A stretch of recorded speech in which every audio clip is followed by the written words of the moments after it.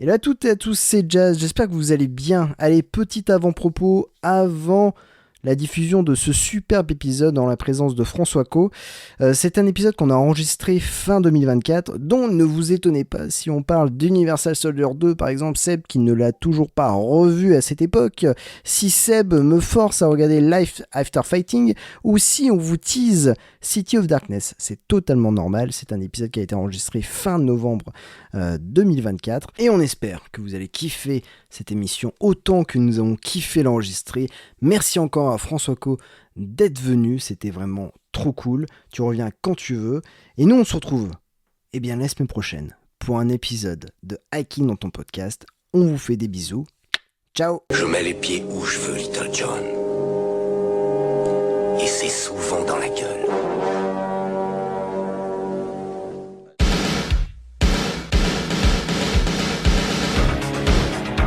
Je connais le kung-fu. Prouve-le-moi. 4ème cap, le petit dragon accroche sa proie. Et avec sa queue, il frappe. Bien joué, mais une brique ne rend jamais les coups. Bonjour à toutes et à tous et bienvenue dans Hiking dans tes films préf. Alors comme d'habitude, je ne fais pas la même introduction. Seb est en train de râler déjà. Mais non. Et oui, parce que Seb est avec moi aujourd'hui. Comment vas-tu mon cher Seb ? Et salut les auditeurs, salut tout le monde. Enfin, salut Jazz. Bah écoute, ça va bien. En forme, prêt pour une nouvelle émission avec un super invité. Donc, je te tease. Alors aujourd'hui, on reçoit un invité exceptionnel. Cinéma, podcast, rien ne lui échappe. Un touche-à-tout, une sorte de Sylvain Mirouf. On le retrouve à la fois à l'écriture et dans nos oreilles. J'accueille aujourd'hui François Co. Salut François, comment vas-tu ? Ça va, merci à vous pour l'invitation tout de même. Ouais, Merci t'es bien accueilli. Hein. Alors, déjà, présente-toi, mon cher François. Dans le merveilleux univers du podcast cinéphile français, n'est-ce pas, j'anime avec mes camarades nombreuses et nombreux le podcast Discordia, voilà, qui se recoupe à l'occasion avec votre beau travail sur le sujet de la tatane. Voilà. Ça, c'est trop cool. Et après, j'écris pour Mad Movies et voilà, je fais plein d'autres trucs. Ouais, t'as pas le temps de t'ennuyer. Tu sais que je pense souvent à toi parce que je suis accessoirement un peu sur la route commerciale et je croise très très souvent des camions, je pense qu'ils viennent d'Espagne, marqués en gros Discordia. Et à chaque fois, je me dis, putain, faut que je prenne un jour en photo ce truc-là pour lui envoyer. Voilà. Ah, mais avec grand plaisir. Apparemment, c'est une société de déménagement Oui, oui, genre oui. hongroise, je crois, ou Ouais. quelque chose comme ça. Et Ouais. ça n'a aucun sens. Tu vois, pourquoi tu t'appelles Discord? Tu Non, fais je du sais pas non plus. déménagement. Mais ouais, prochaine Mais fois, ça j'y me pense. régale. Ouais. Plein de gens m'envoient les photos et continuent à m'en envoyer. Moi, ça me régale. Donc vas-y, la prochaine fois, fais-le Carrément, avec en plaisir. prudence. Hein. Ça ne mérite Oui, pas un bien sûr, accident. évidemment. Bien sûr. Voilà. Ouais, oui. Mais Ça avec grand intéresse. plaisir, en tout cas. Ouais, ouais, carrément. Alors, moi, j'ai une première question à te poser. Est-ce que tu as déjà fait des arts martiaux ? Jamais. Et- Jamais. Je savais que vous alliez poser la question pour avoir écouté vos épisodes récents. Et je viens de réfléchir pourquoi. Mais c'est pas grave. Hein. T'en veux Rapport pas, hein. très compliqué à la gym, au sport en général, du fait de toute ma scolarité. Vraiment. J'ai essayé de me dire, mais quel prof en particulier? J'ai refoulé toutes ces informations. Enfin, moi, c'était un truc vraiment humiliant et basé sur le rabaissement, etc., où j'avais honte à chaque fois. Et c'était très compliqué. Et il y avait des activités arts martiaux déjà à l'époque, surtout du judo. Le karaté, c'est venu un peu après. La boxe anglaise, un peu après. La boxe anglaise, why not? Mais pareil, trop compliqué. Et je me suis remis vraiment, enfin ça a été vraiment compliqué, et je me suis vraiment au sport à la trentaine, et trop tard, et c'est quelque chose qui me botterait dans l'absolu. C'est peut-être jamais trop tard pour s'y mettre. J'ai vu Ouais, c'est ce que un j'allais film dire. indien avec un maître d'arts martiaux centenaire il n'y a pas longtemps, cet été, donc tout est Ok, permis. tout est Mais permis. voilà, pour le moment, la réponse est non, et c'est un regret. Qui peut se transformer Bah en oui. quelque chose de positif, parce que moi je dis, il est jamais trop tard. Hein. Ouais, jamais trop tard, non. Donc après, il faut trouver celui qui te botte le plus, qui t'intéresse le plus. Et il y a tellement d'arts martiaux possibles que tu peux d'essayer un peu à tout. Je sais pas où tu vis, mais il y a certainement des possibilités de Ah tester oui, plein bien d'arts sûr. martiaux différents, quoi. Bien sûr. Non, non, mais je le sais très bien. Mes découvertes cinéphiles me poussent à m'intéresser à une grande variété d'arts martiaux. Voilà. Et là, comme ça, lequel t'intéresserait le plus, là, juste comme ça, en se disant, tiens, celui-là plus qu'un autre? Bah, sur mes derniers visionnages récents, j'avoue, mais c'est lié beaucoup aussi à la forme cinématographique de cette cinématographie en ce moment, c'est le pencaksilat, Oui. l'art martial indonésien, Oui. qu'on voit dans un des films dont on va parler ce soir, Oui, par accessoirement. ailleurs. Mais j'en ai vu quelques belles démonstrations récemment dans L'Ombre Rebelle de Timothée Gento, Shadow Strides, qui est tombé sur Netflix le mois dernier. Oh, Ah d'accord. oui. Alors, complètement loupé cette information. Il Je a dû sais qu'il tomber y dans avait les un. méandres de Ouais, ouais. l'algorithme de Ouais, Netflix. ouais, non. Pas du tout vendu en France. Ils l'ont montré au TIFF, bon, je crois que c'est Toronto, où il y a eu un petit phénomène comme ça. Et Timothy Argento, c'est ce réal indonésien qui avait déjà fait ce film, je sais pas si vous l'avez vu, The Night Comes for Us, Ouais, ouais, ouais, ouais, carrément. qui est une boucherie, quoi. Enfin, Ouais, c'est le cas de le dire. enfin, la pratique martiale passe un peu au second plan dans Night Comes for Us. Elle Mm. revient plus fort dans Shadow Strays, l'ombre rebelle. Night Comes for Us, c'est surtout d'une sauvagerie, mais enfin voilà, les corps sont Ouais. vaporisés sous les impacts de coups et de balles. C'est presque du film d'horreur en fait, quasiment. Ouais, carrément, ouais. Ouais. Mais même le titre en lui-même, ça fait vraiment film d'horreur, quoi. Ouais, non, complètement. Et pour le coup, c'est quoi ton rapport avec les films d'arts martiaux? Alors, pareil, j'ai essayé de réfléchir à la question. J'ai vu des films de Bruce Lee quand j'étais trop jeune. Ça m'impressionnait, ça me faisait presque peur. Parce que Qu'est-ce que Bruce t'appelles Lee était trop vraiment jeune? très intimidant, il est toujours d'ailleurs. Et en fait, j'ai connecté aux arts martiaux via le cinéma avec la figure de Van Damme. Quand Van Ok. Damme est devenu, enfin vraiment a explosé ses premiers films aux États-Unis, moi j'avais 10-12 ans, et c'était un phénomène. C'était un phénomène. Moi, j'hantais beaucoup les vidéoclubs à l'époque, et c'était une figure incontournable. Enfin, c'était le roi des vidéoclubs, Ouais, Jean-Claude, ouais, à c'est vrai, Complètement. l'époque. c'est vrai. C'était voilà, moi, si je pouvais avoir les affiches pantalons, les PLV, j'étais ravi. Et ça m'a beaucoup marqué. Et après, ça a été la découverte du cinéma de Hong Kong, un peu via Jean-Claude, beaucoup pour avoir vu. C'était en 1997. Il y a quelques films de Choi qui sont sortis au cinéma en France. Il y avait, il y avait au moins Green Snake de Lovers. Et moi, j'ai vu The Blade sur grand écran Oh, à putain. 17 ans. Et on ne s'en remet pas, en fait, de ça. C'est Ouais. c'est très très très difficile et je garde un souvenir de la séance et de la copie qui était sublime. Même Tu l'édition m'étonnes. HK vidéo qui était vraiment très très correcte Oui. en DVD ne rendait pas, je trouvais, vraiment hommage à la splendeur du film. Je suis jamais arrivé à retrouver quelque chose qui était aussi vibrant que dans mon souvenir. Le film m'a retourné, vraiment. Enfin, Ouais, c'est je le cas de comprenais le pas dire. tout ce qu'il disait. Et tant mieux, à la limite, parce que ça gardait des mystères, mais effectivement, cette façon d'écrire l'histoire du cinéma et de l'art martial et de la pratique de l'art martial et sa façon de le mettre en scène sur une centaine d'années condensées en 2 heures, ça m'a foutu par terre, quoi. Ça m'a foutu par terre. Je l'ai vu récemment, moi, The Blade, hein, parce que, encore une fois, je Ouais. le dis à plusieurs reprises, en fait, dans le podcast, que je suis un peu néophyte de cinéma HK, que je découvre Mm. parce que on s'est pris d'une passion avec Jazz d'essayer de trouver sur le marché de l'occasion, en fait, les titres qu'on arrive à choper petit à petit. Et je l'ai regardé il n'y a pas si longtemps que ça, en fait, The Blade pour la première fois, et dans des bonnes conditions quand même, parce que j'ai un rétroprojecteur à la maison, avec un bon système de son embarqué, donc plutôt des conditions correctes. Et je t'avouerai, je vais peut-être m'attirer des foudres, hein, mais j'ai pas détesté en fait le film.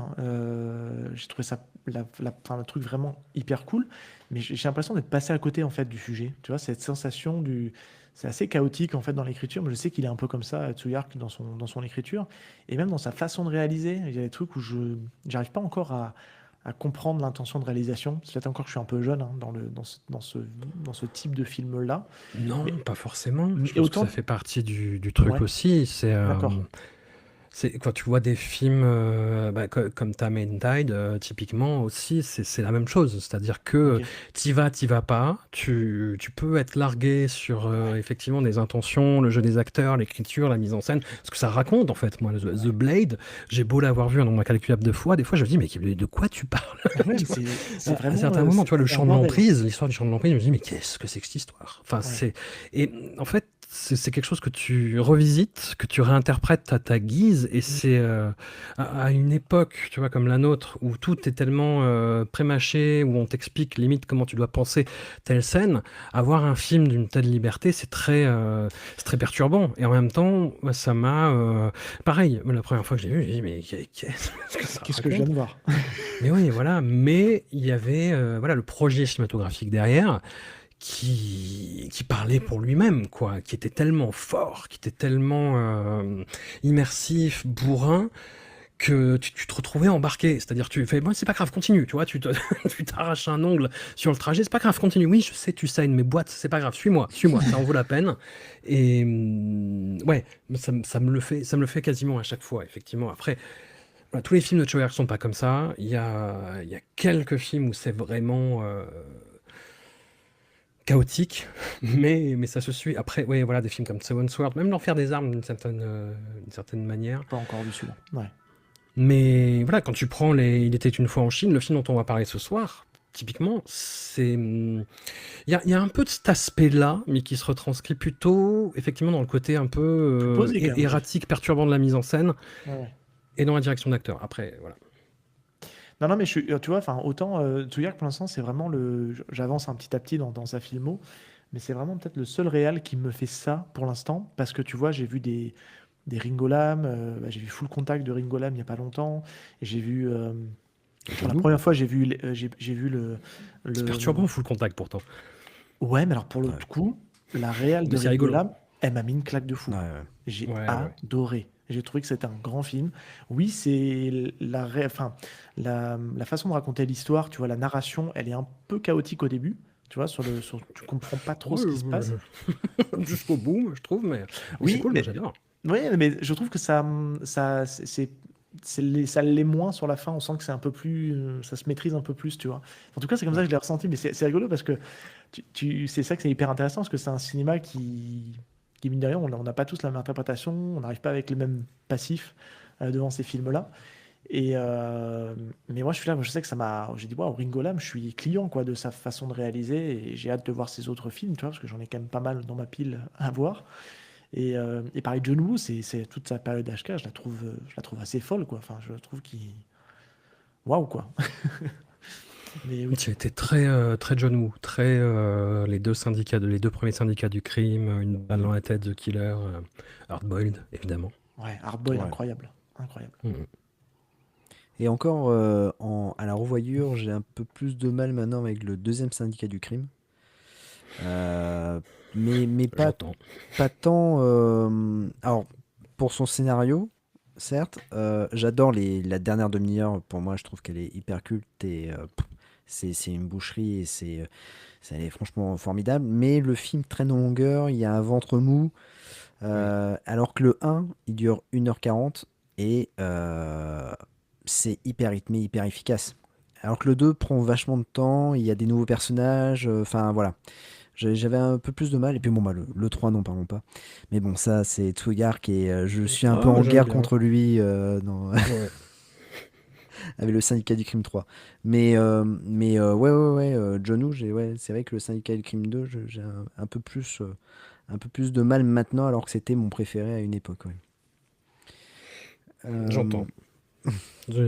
À chaque fois, moi, c'est pareil que toi. Je me dis, ah, puis la dernière demi-heure et j'oublie tout. Ouais, voilà, mais c'est ça. Tout est C'est ça. pardonné. La dernière Voilà. demi-heure sauve le film, mais c'est assez incroyable. Ouais. Et j'invite Seb à regarder Les Syndicats du Crime pour qu'il prenne une belle claque. J'essaie de les voir de manière légale, ce qui n'est pas très simple, mais parce que ça coûte très cher et puis c'est plus. Ouais. J'essaie de les voir en physique, hein. Bon, j'ai fait un hold-up, hein, je vais le dire ici. Jazz était un peu Ouais. dégoûté, mais j'ai récupéré.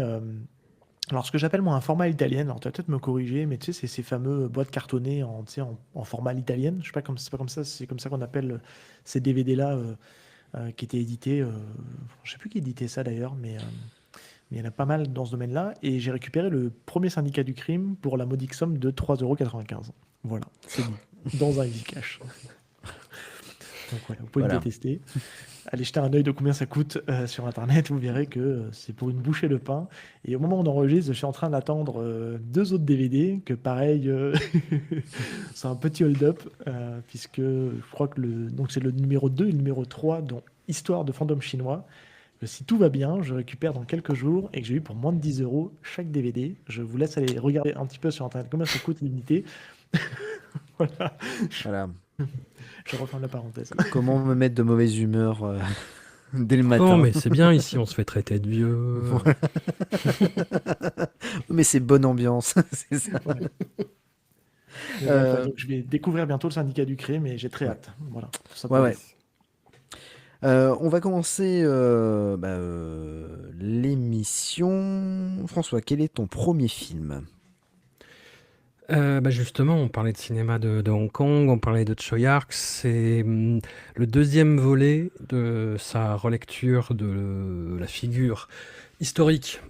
Alors, plus ou moins, hein, il y a beaucoup de licences poétiques, on va dire, de Wong Fei-hung, donc ce maître en arts martiaux du début du XXe siècle, et qui est joué par Jet Li, qui a été, pas le premier film, mais la révélation vraiment de Jet Li à l'international, hein, parce que ça a été une sensation. Donc le premier, il était une fois en Chine, merveilleux, superbe, continue d'inspirer les nouvelles générations de réalisateurs.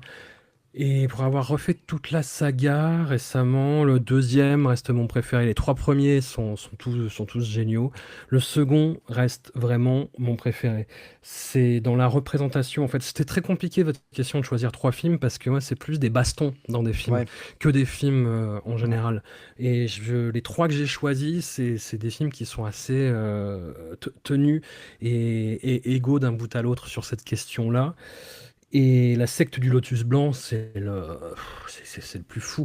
En termes de chorégraphie, de scénographie, d'idées, de montage, d'exécution, il y a des effets aujourd'hui qui peuvent sembler datés et ratés, mais quand tu t'habitues, comme vous commencez a priori à l'être, à la grammaire cinématographique hongkongaise des années 80-90, c'est d'une beauté absolue, infinie. Et même quand on met de côté son cynisme, quand on n'a pas justement ce bagage cinéphile-là, c'est d'une immense beauté. Et puis d'une efficacité à toute épreuve, pour faire un mauvais jeu de mots. Vous l'avez vu, Ouais. vous, du coup, ce film?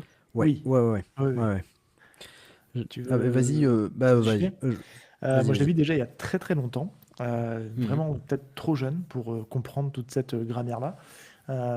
C'était à l'époque, j'avais les éditions que j'ai toujours d'ailleurs, éditions de Studio Canal.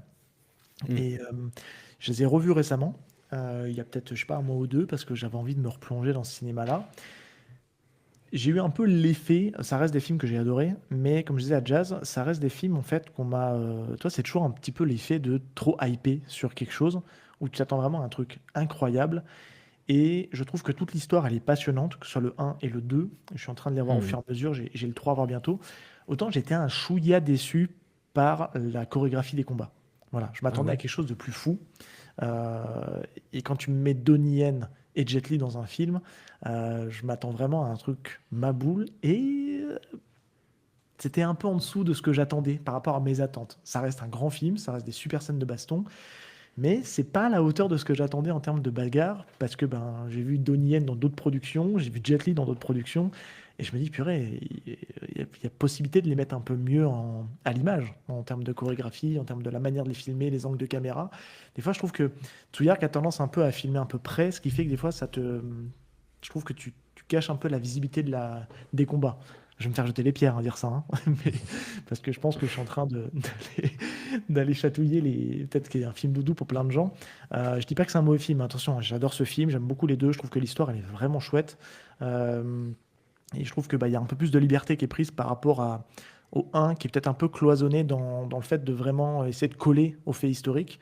Celui-ci, j'ai l'impression qu'il s'en émancipe un peu et va aller chercher un truc un peu original avec l'histoire de la secte. Je suis sûr qu'il y avait des histoires de secte, on peut retrouver dans les écrits, mais en tout cas j'ai l'impression qu'il prend un peu plus de liberté Et je trouve qu'en termes d'écriture, il est vraiment super.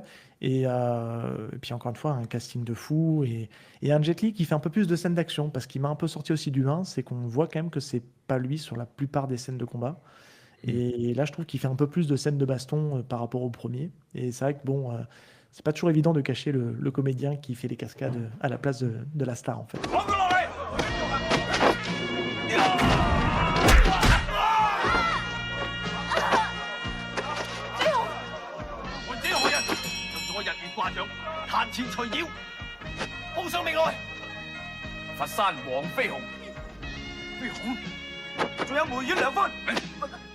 Je vois ce que tu veux dire sur le combat entre Jet Li et Donnie Yen, mais moi j'ai plus en tête, et qui résonne vachement plus par rapport au scénario aussi, le combat contre le chef de secte en fait, avec Ah les oui, par tables. contre, c'est super.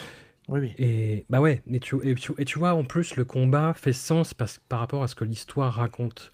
C'est-à-dire que il y a un enjeu en plus dans ce combat-là, c'est que le chef de secte ne peut pas toucher le sol. Et pour montrer sa duplicité, le fait que ce n'est pas la super créature divine qu'elle C'est une prétend fraude. être, Jet Li doit le mettre à terre. Oui. Et la façon dont c'est filmé, amené, monté, moi, ça me transporte, quoi. Alors, 100% d'accord. Son seul bémol, c'est que c'est une scène qui arrive en plein milieu du film, dans mes souvenirs. Et je l'aurais plus vu à la fin, Mmh. tu vois. Dans... Ouais. Et encore une fois, c'est con à dire, mais tout repose, et c'est pour ça qu'il faut que je le revoie une fois la digestion passée. Tout repose sur le fait que je me suis, entre guillemets, hypé tout seul, et hypé par l'ambiance des gens qui me parlaient de ces deux films-là qui étaient incroyables, sur l'affrontement, je voyais sur le papier, affrontement Jet Li Donnie Yen, et c'est là-dessus où j'étais un peu déçu. Mais encore une fois, ça reflète pas la vie générale du film. C'est sur ce point-là, où je me dis, ah, ça aurait pu être mieux quand même. C'est pas aussi fou que je pensais que ça aurait pu l'être, mais je te rejoins à 200% sur cette scène contre le combat du chef des sectes, surtout qu'au début, en plus, on te le caractérise en te disant que ce mec-là, il ressent pas les coups, enfin, tu vois, il a une sorte de protection, un blindage naturel, ce qui fait qu'il est trop fort, quoi. Et tu te dis, mince, comment il va faire pour en venir à bout? Et je trouve que, ouais, encore une fois, là, il y a un certain génie de la mise en scène qui est vraiment impressionnant dans ce combat. C'est un des classiques de la filmographie de Tsuyark. Si vous avez vu The Blade il n'y a pas longtemps, le personnage de Fei Lung, l'antagoniste, c'est exactement ça. Ouais. Oui, oui. Complètement. Et tout l'enjeu, justement, va être de créer sa propre méthodologie pour mettre à bas celle du Fei-Lung. Oui. Que tu comprends assez rapidement que le Fei Long, il n'est pas aussi impressionnant qu'on essaie de te le faire croire dans le... Voilà, il ne s'est pas vraiment volé. Voilà. Non. Non. Mais c'est ça je trouve tu vois, en fait, c'est ce genre de film-là, en fait, tu le vois sur le moment, tu te dis, ok, mais en fait, ça te reste en tête et tu continues à y réfléchir en disant, attends, mais ça, en fait, c'était pas mal. Enfin, tu fais ce process de digestion de ce que tu viens de voir et tu te dis contre-coup, mais ouais, non, mais en fait, ça, c'était pas mal, c'était vraiment malin. Toi, pour revenir rapidement sur The Blade, mais j'ai trouvé hyper ingénieux la gestion de l'arme, surtout à la fin, surtout dans le dernières 20 minutes où il commence à bien maîtriser son arme. Il y a des petits effets, il y a des effets de customisation qui sont hyper ingénieux, et ce qui fait que ça te rend le truc complètement maboule dans les possibilités de mise en scène, quoi. Mais ça, il faut le temps tu vois, que tu l'intègres, et puis que derrière, tu te dises, ok, ça, c'est franchement une super idée que je viens de voir, quoi. Ouais, carrément, je suis d'accord. Alors, ah, Seb, tu m'entends? François? Oui, moi je Ouais, je ah bah t'entends. c'est bon. Il y a eu un bug avec Seb qui a frisé. C'est pas grave. Ouais. Euh, moi j'ai un souvenir un peu particulier avec Il était une fois en Chine 2, puisque j'ai découvert le film, enfin j'ai découvert l'existence du film grâce à L'Arme Fatale 4. J'avais acheté l'impact spécial Arme Fatale 4 et dedans il présentait en fait, je crois qu'il y avait un menu documentaire en fait, je crois qu'il devait être 2 ou 3 pages sur Jet Li, sur le cinéma hongkongais et notamment sur Il était une fois en Chine. Et donc ça c'est ma première rencontre avec Il était une fois en Chine 2. Ma deuxième rencontre, c'est quand en fait il est passé à la télé sur Canal. Il y avait L'Arme Fatale 4 qui passait sur Canal pour la première fois, c'était un vendredi soir. Et juste après, il y avait Il était une fois en Chine 1 et 2 qui passaient. Et je me souviens, on l'avait enregistré avec mes frères et on les avait regardés. Alors à l'époque, j'avais 8 ans, 8 9 ans. Mais pour moi, ça reste un souvenir. En fait, j'avais été hypnotisé par la musique. La musique te reste en tête encore maintenant. Et c'est vrai que j'avais adoré les films. Le 1, le 2, pour moi, ça avait été incroyable. Et je ne savais pas que c'était une saga où il y avait en tout 6 épisodes. Je l'ai appris bien plus tard. Et c'est vrai que quand j'ai revu le 2, j'ai moins ce souvenir de gamin où tu te dis waouh, c'est incroyable, c'est fou. Pour autant, je trouve que dans la filmographie de Jet Li, ça fait partie du haut du panier. Ouais. Non, il y C'est a quand même Roméo doit mourir qui, moi, je mettrais oh, au-dessus. ouais, je t'emmerde. Et donc, non,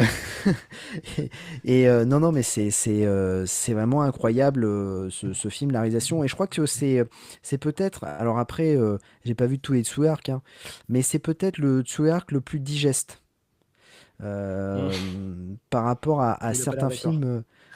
Non, mais c'est vrai, non, mais par rapport à certains films où c'est vraiment très compliqué de rentrer dedans, où on sait pas trop où il va en venir.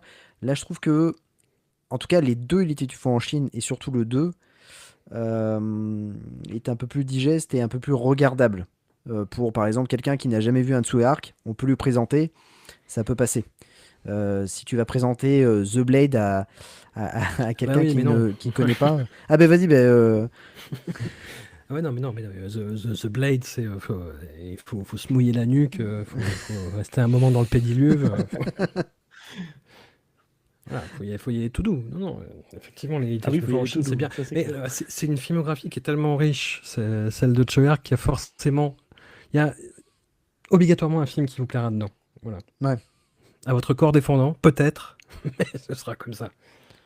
Et quel est, par exemple, toi François, dans Et une fois en Chine 2, si tu avais une scène à, à retenir, ça serait laquelle? Oh, bah celle-là, hein, celle du combat contre le chef de secte. Ah, c'est vrai qu'elle est assez Vraiment. incroyable, hein. Ouais. L'introduction est assez folle. Enfin, tout ce qui tourne un peu autour de la secte. Effectivement, Donnie Yen, moi, je suis toujours content de le voir. J'ai hésité à prendre SPL, mais parce que j'adore la scène de combat entre Donnie Yen et Wu Jing dans la rue, qui est Ah ok. c'est peut-être une de mes scènes de combat préférées de ces Wu dernières Jing années. est impressionnant, hein. Ouais, ouais, ouais. Oui, dans ce film-là, oui. Après, dans Oui, oui, oui, d'autres, on est ça se d'accord. discute. Celle de Samung, elle démérite pas, hein. Ouais, ouais, ouais. Mais en voyant le film, je trouve son romantisme un peu too much, en fait. Ça a pu me plaire sur le moment. Là, je vois un peu trop les ficelles, je trouve ça un peu trop lourd. Je préfère le SPL2 de Soi Chiang, Ah, honnêtement. d'accord. T'aimes bien le SPL2 parce que c'est vrai que Ouais, je trouve qu'il est. Alors après, je te dis ça d'un point de vue extérieur parce que alors moi par exemple j'ai le film, je l'ai récupéré il y a pas très longtemps, il faut que je le regarde. Mais c'est vrai que j'avais vu qu'il y avait SPL2 et notamment je crois que ça avait Tony Jaa, ouais, il me après, ça n'a semble. rien à voir, hein. Ouais, Enfin, ça n'a rien à voir, c'est pas du tout Ouais, ok. Et t'aimes bien du coup le SPL2? ouais, ouais, ouais. Ok, d'accord. Le 3 un peu moins, mais le 2, ouais. Ouais, ouais. Ok, Il y a ok, un truc. d'accord. Il y a ce côté vénère de Soi Cheong qui donne de l'âme à ce côté romantique qui est toujours là, mais voilà, là un peu moins peut-être gênant. D'accord, ok. Ouais, je suis. Ok, bah, je me note ça parce que c'est vrai que SPL, bon, ça fait un bout de temps que je veux le voir. Hmm. Parce que Donnie Yen, parce que Sammo Hung, parce que aussi dans John Wick 4, ils en font référence à Scott Adkins, Ouais. bon, il fait un petit clin d'œil à Sammo Hung et bon, je pense que Enfin, je sais pas je sais toujours pas quoi en penser de Scott Adkins dans John Wick 4. Enfin, c'est si, je sais ce que j'en pense, mais je veux pas me l'avouer. non, Ouais. le John Wick 4, je l'ai vu la première fois, j'ai beaucoup aimé parce que je me suis dit, Bon, ils ont tenté des choses, tout ça. J'ai trouvé un peu long, la fin très très longue. Mais je me suis dit, bon, Donnie Yen, un super. Tombe les marches. Je fais non, mais Oui, sérieusement. ouais. Non, après, le problème, c'est que Ouais. on en parlait dans une précédente émission. On disait avec Seb que le premier, en fait, je dis pas qu'il est réalisable, mais bon, on voyait que le héros, il souffrait. À Ouais. partir du 2 et même du 3 quand il tombe du toit, on se dit, bon, ah, c'est bon, mec, t'es un super-héros, c'est pas possible. Et le commun Oui, des mais ça, mortels, il serait c'est mort, ça, c'est quoi. pas, ça, c'est pas grave. C'est pas grave. Faut, faut que le film suive derrière. C'est-à-dire, ok, fais-moi avaler une couleuvre, mais que ça en vaille Ouais, la peine, tu vois. mais jusqu'au 3 ça allait. Ouais. Jusqu'au 3 ça allait. Et le 4 en fait, le problème, c'est qu'ils ont poussé les potards au max. Le film dure presque. C'est le menu best-of, hein. Ouais, il dure presque 3 heures, il dure 2h40. Et il y a 3 méchants. Ça se passe dans 3 villes différentes et il y a des nouveaux personnages et Des nouvelles règles. des nouvelles règles. Le film et puis la fin, elle est beaucoup trop longue et je trouve que bon, avec un super fond vert et tout ça à la fin, mais ils ont tenté des choses. Ils ont tenté des choses au niveau de la réalisation que je trouve plutôt admirable. Mais c'est vrai que quand tu sors de là, le premier truc que je me suis dit, c'est waouh, ok, j'ai vu un film, je vais le mettre de côté, je vais y repenser un peu plus tard, mais j'ai pris une claque. Et après, quand on y repense, on se dit, euh, ouais, c'était pas ouf non plus. Ouais, c'est ça. Il y C'est a- un ils- film généreux après. Oui, C'est voilà, voilà, ouais. c'est un Mais il y a film qui des veut acteurs tout qui ont mettre. été sacrifiés, quoi. Le Scott Adkins, on nous l'a vendu, et en fait, bon, au final, voilà, J'ai pas c'est un beau compris. clin d'œil, c'est tout. Moi, j'ai pas compris, très honnêtement. T'as Scott Atkins et t'en fais ça, je comprends pas. Enfin, Ah, moi, c'était une grosse déception aussi, hein. la scène, ça se défend, mais après, je vois pas l'intérêt. Je vois pas l'intérêt. Bon, le seul truc qui peut réconforter, c'est il a eu l'air de beaucoup s'amuser sur le tournage. Ouais, grave, Oui. ouais. Ouais, voilà. Après, Ouais. le rendu définitif, ouais. Moi, je suis ressorti un peu mi-figue, mi-raisin de ce truc-là.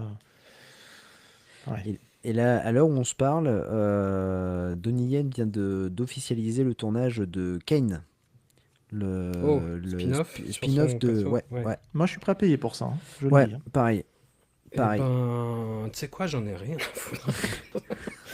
Non, mais enfin, ouais. Non, mais maintenant que tu as l'info, Ah bah oui. moi, Oui, moi, voilà. on me dit il n'y en a pas, je m'en fous. Mais là, maintenant que tu sais qu'il y a l'info, je me dis ok, je suis curieux. Parce que c'est de Yen, quoi. Ouais. Après, moi, j'étais content pour lui. J'étais content pour lui. C'est un rôle pas trop ridicule, tu vois. Mm. Il était moins à la traîne que dans Rogue One. Donc, bon. Ah oui, non mais oui, enfin, Rogue One, ouais. Moi je le sauve pas le film, hein. Tu fais partie Je- de la team qui n'aime pas Rogue One? Je m'en fous un peu. Je m'en fous un peu. Et ce que je trouvais sympathique dans le film a été annulé par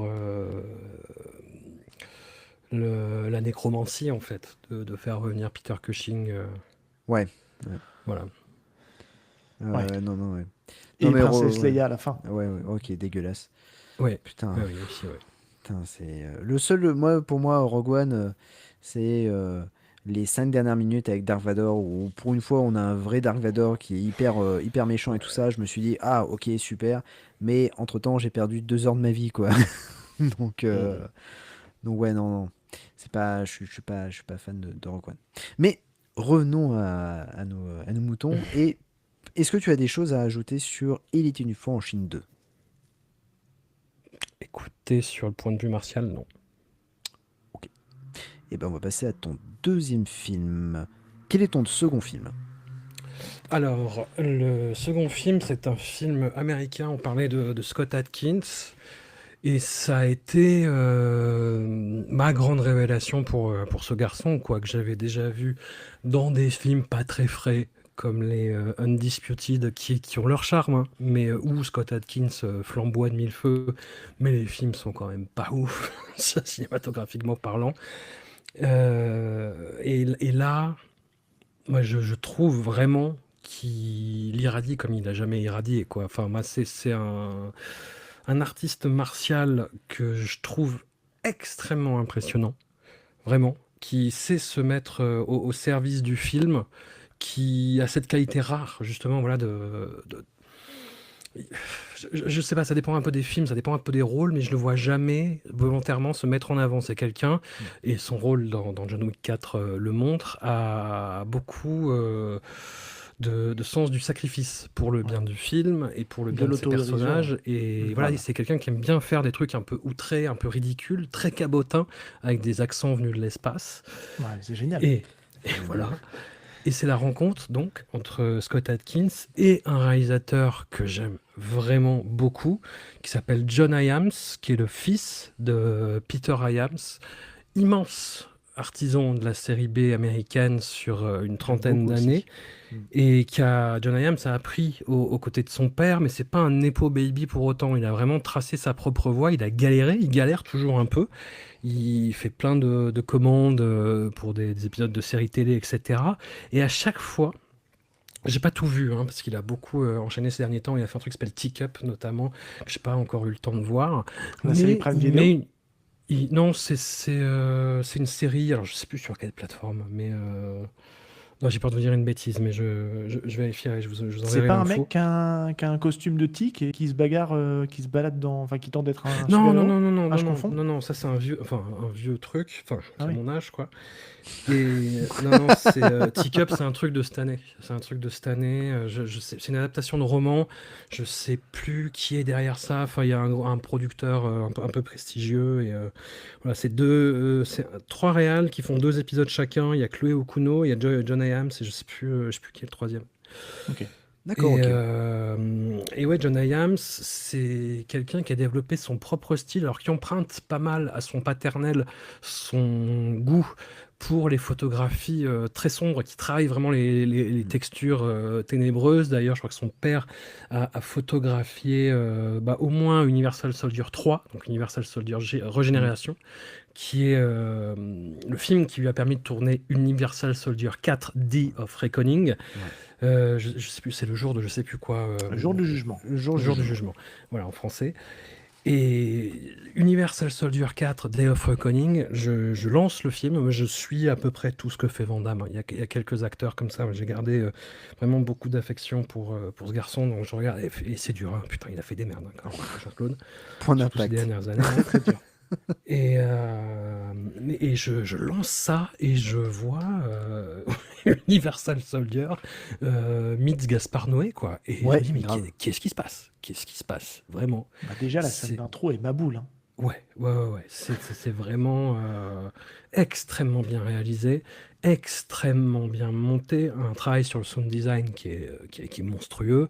Une histoire qui est pas bouleversante, mais qui va complètement foutre cul par-dessus tête l'univers Universal Soldier. Déjà, le 3, c'était bien dark, très J'ai fin de bien aimé, règne, moi, très le 3, hein. désabusé. Tu disais, pardon? Je dis, j'ai beaucoup aimé le 3, moi, Ouais. aussi. Non, il y a un côté, fin d'époque, fin de temps, fin du monde. Et on se pète la gueule dans des décors délabrés. Et de toute façon, on va crever parce qu'on sert à rien et qu'on est interchangeable. Voilà, c'est le propos de Universal Soldier 3. Hey! Et le 4, c'est ça, mais avec des accents beaucoup plus énervés. Beaucoup plus. On est dans une post-humanité où on va se péter la gueule à peu près dans le monde réel, et puis on va dans notre monde à nous, quoi, qui est une espèce de voilà d'extrême vision du cinéma d'action bourrin, où je sais pas, ils sont tous retranchés, les Universal Soldier renégats sur un endroit isolé, et où c'est mi Tetsuo 2 de Tsukamoto, mi Apocalypse Now, avec Jean-Claude dans le rôle Ouais. de Kurtz. Oui. Oui. C'est clair. Et Dolph Lundgren en vigie désabusé à l'extrême.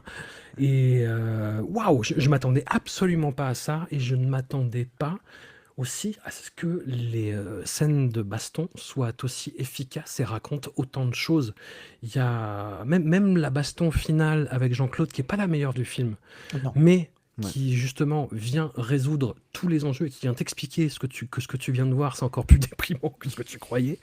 Je trouve ça fou. Et avec Jean-Claude qui se fait un seppuku en me disant, mais voilà, enfin, ce que tu dis, ton combat, c'est de la merde.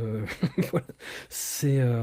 Et Jean-Claude était déjà, enfin voilà, vous parliez de ces périodes un peu sombres.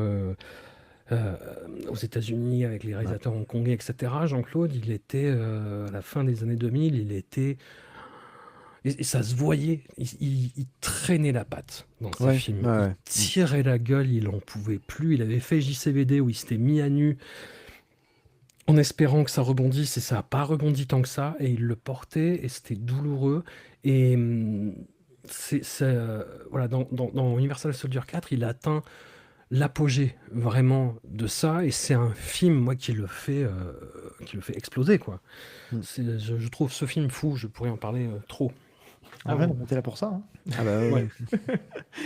T'es là pour ça.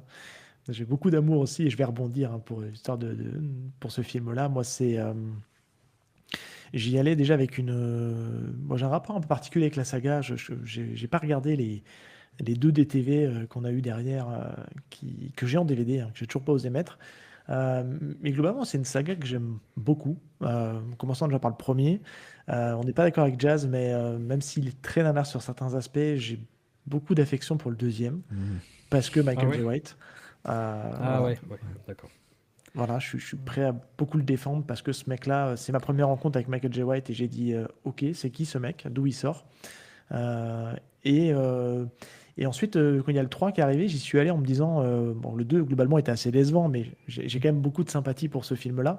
Et quand le 3 est arrivé, je me dis, ah putain, il y avait encore besoin de raconter quelque chose sur Universal Soldier. Et puis le 3 m'a laissé une très bonne surprise, parce que je trouvais que Jean-Claude Van Damme a certes fait une petite santé, tu vois, je le trouvais plutôt convaincant dans le film, au niveau de l'acting, au niveau de l'action.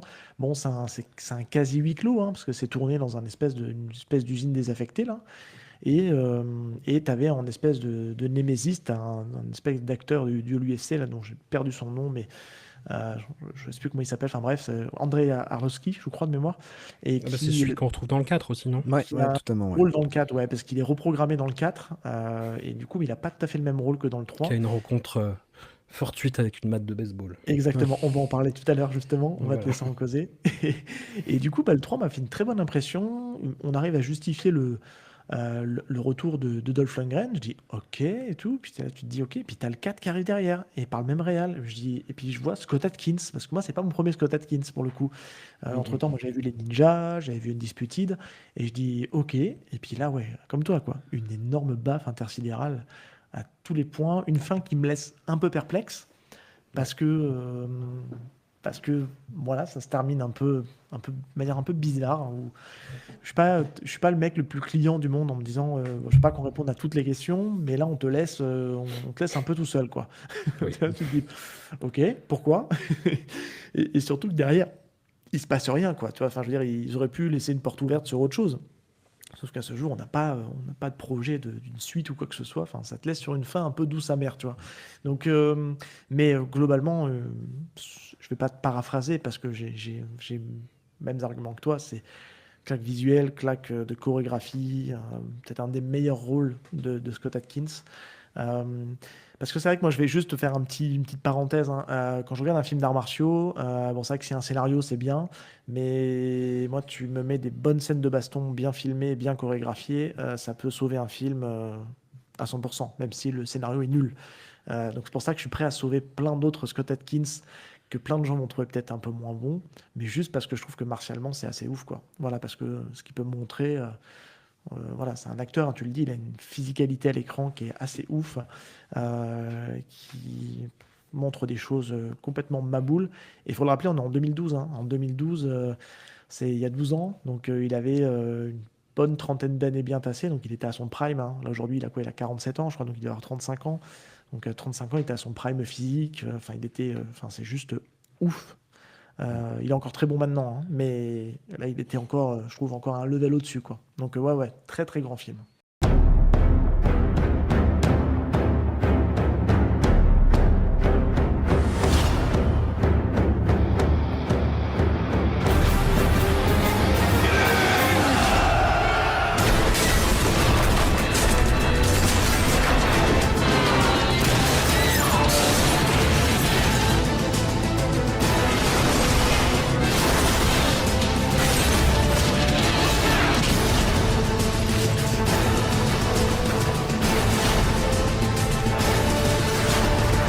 Allez, soldats.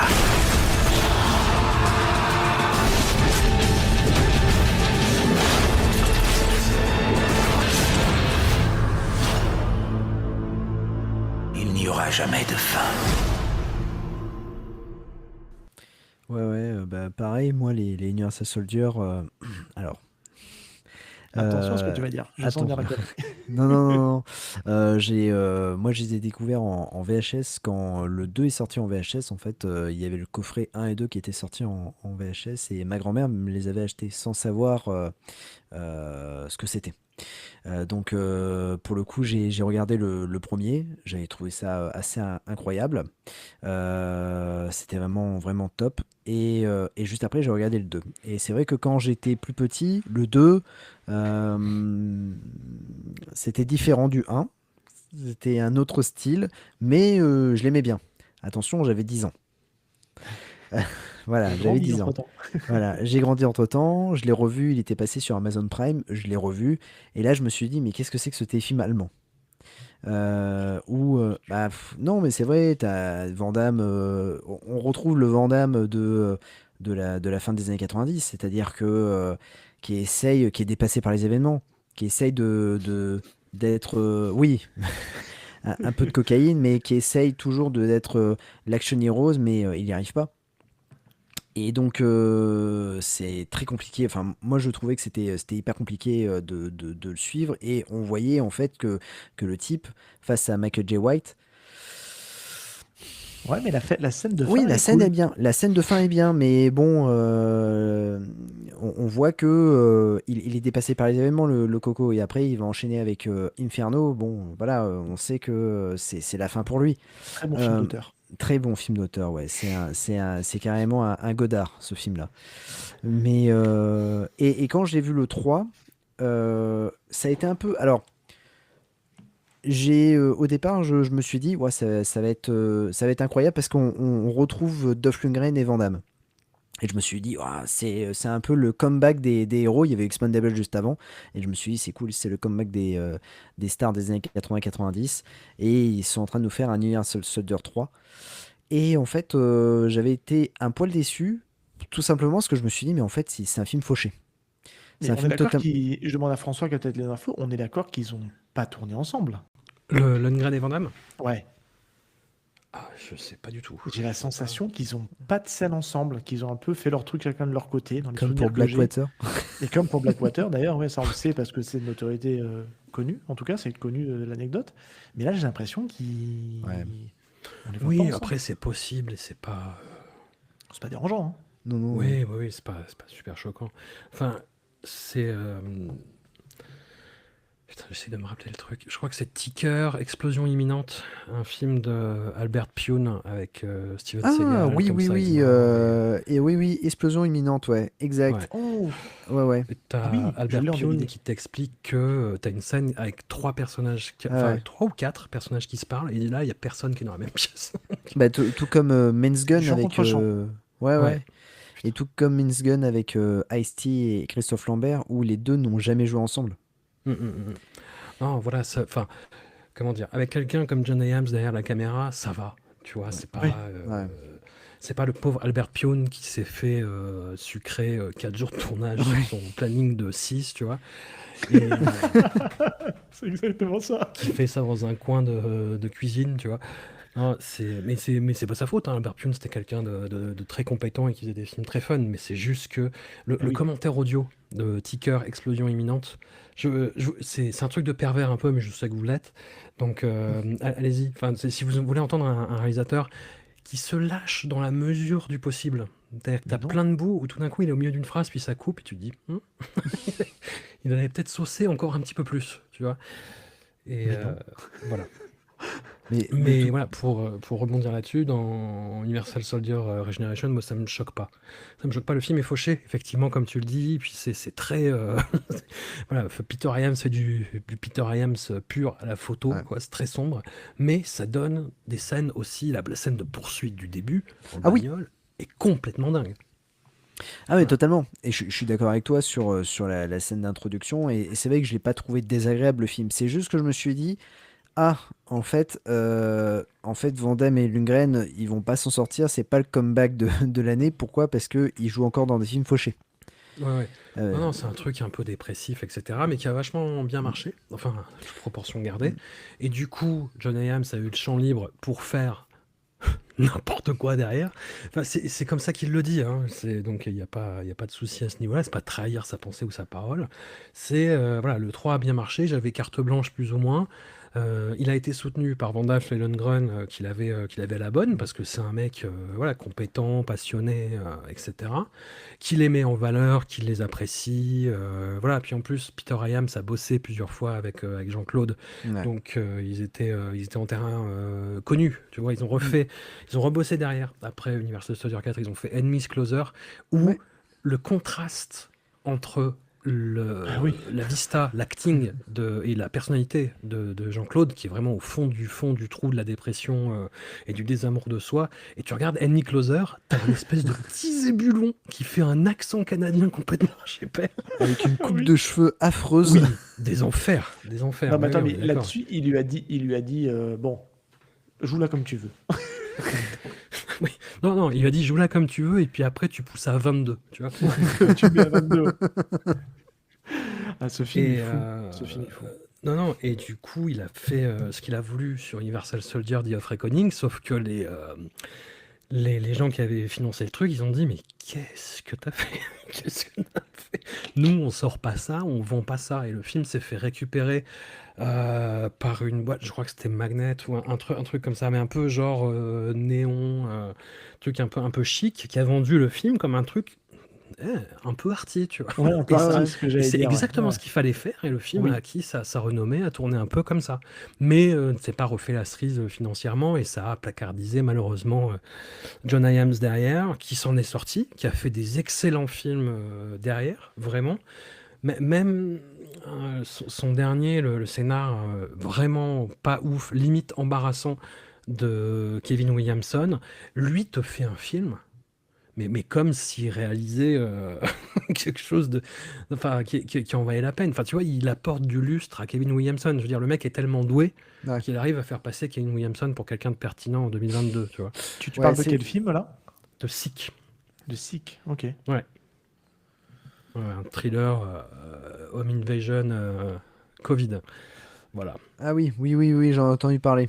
J'en ai entendu Très, parler, très, ouais. très gênant au terme de script. Incroyable en termes de réal.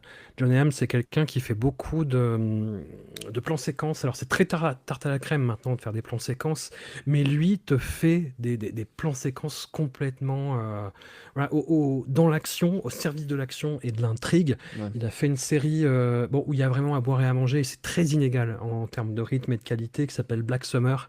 C'est une série Oui. d'invasion zombie, et les épisodes signés de John Hyams, c'est généralement des espèces de démonstrations de mise en scène qui sont complètement folles, avec quelques pas osé y voilà, aller à celle-là. épisodes en plan séquence qui sont... Voilà. Mais ce qui est fou avec ce Universal Soldier 4, c'est que, qui est pour moi assez incroyable jusqu'à la fin, où je me suis dit à la fin du visionnage, mais qu'est-ce que j'ai regardé? Mais c'est un truc de fou. Mais c'est vrai que niveau budget, il est largement supérieur au troisième, parce que là il est de 8 millions. Et niveau box-office, parce que quand même il a quand même bénéficié d'une sortie limitée.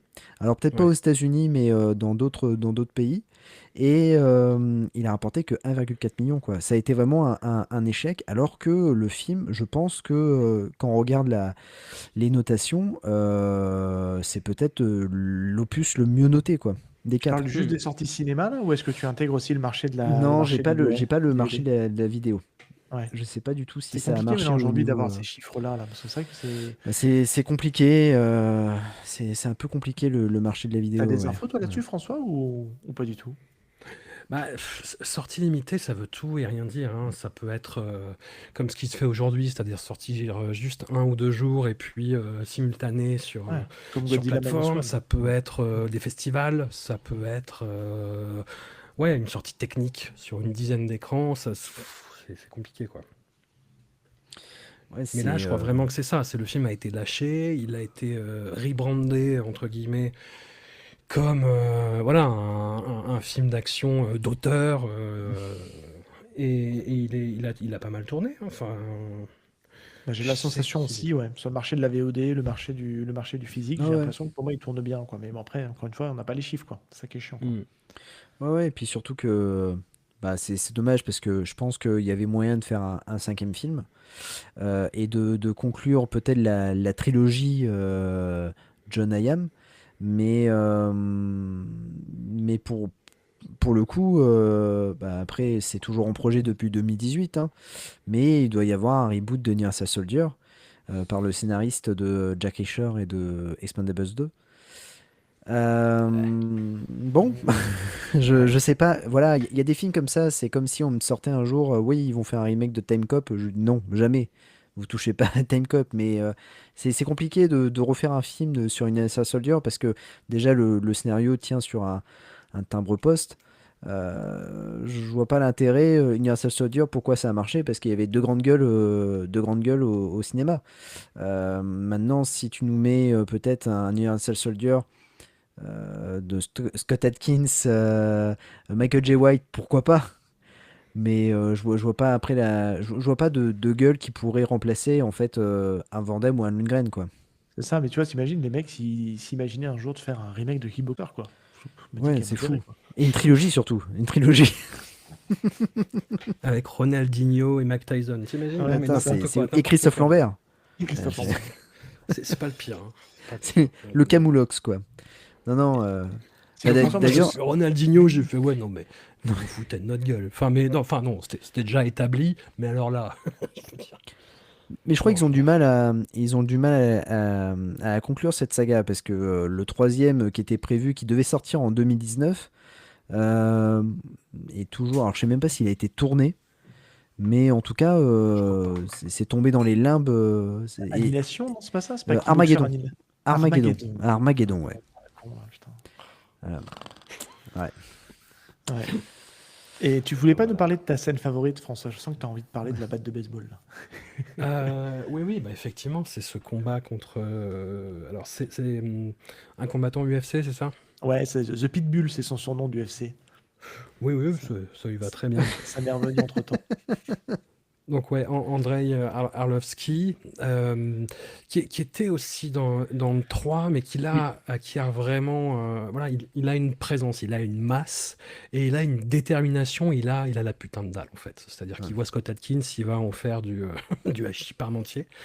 Sauf que Scott Adkins en face, sauf que Scott Adkins a son prime, et Scott Adkins, voilà, ils finissent leur baston, qui est déjà bien entamé, dans un magasin de sport, et ça s'envoie des choses à la figure, des haltères, ce type d'objet contondant, et ça finit par, en fait, le combat classique, hein. Andrei Arlovski prend le dessus, mais vraiment fait mal à Scott Adkins, qui d'un coup se réveille, et qui là, en fait, voilà, regagne toute sa concentration.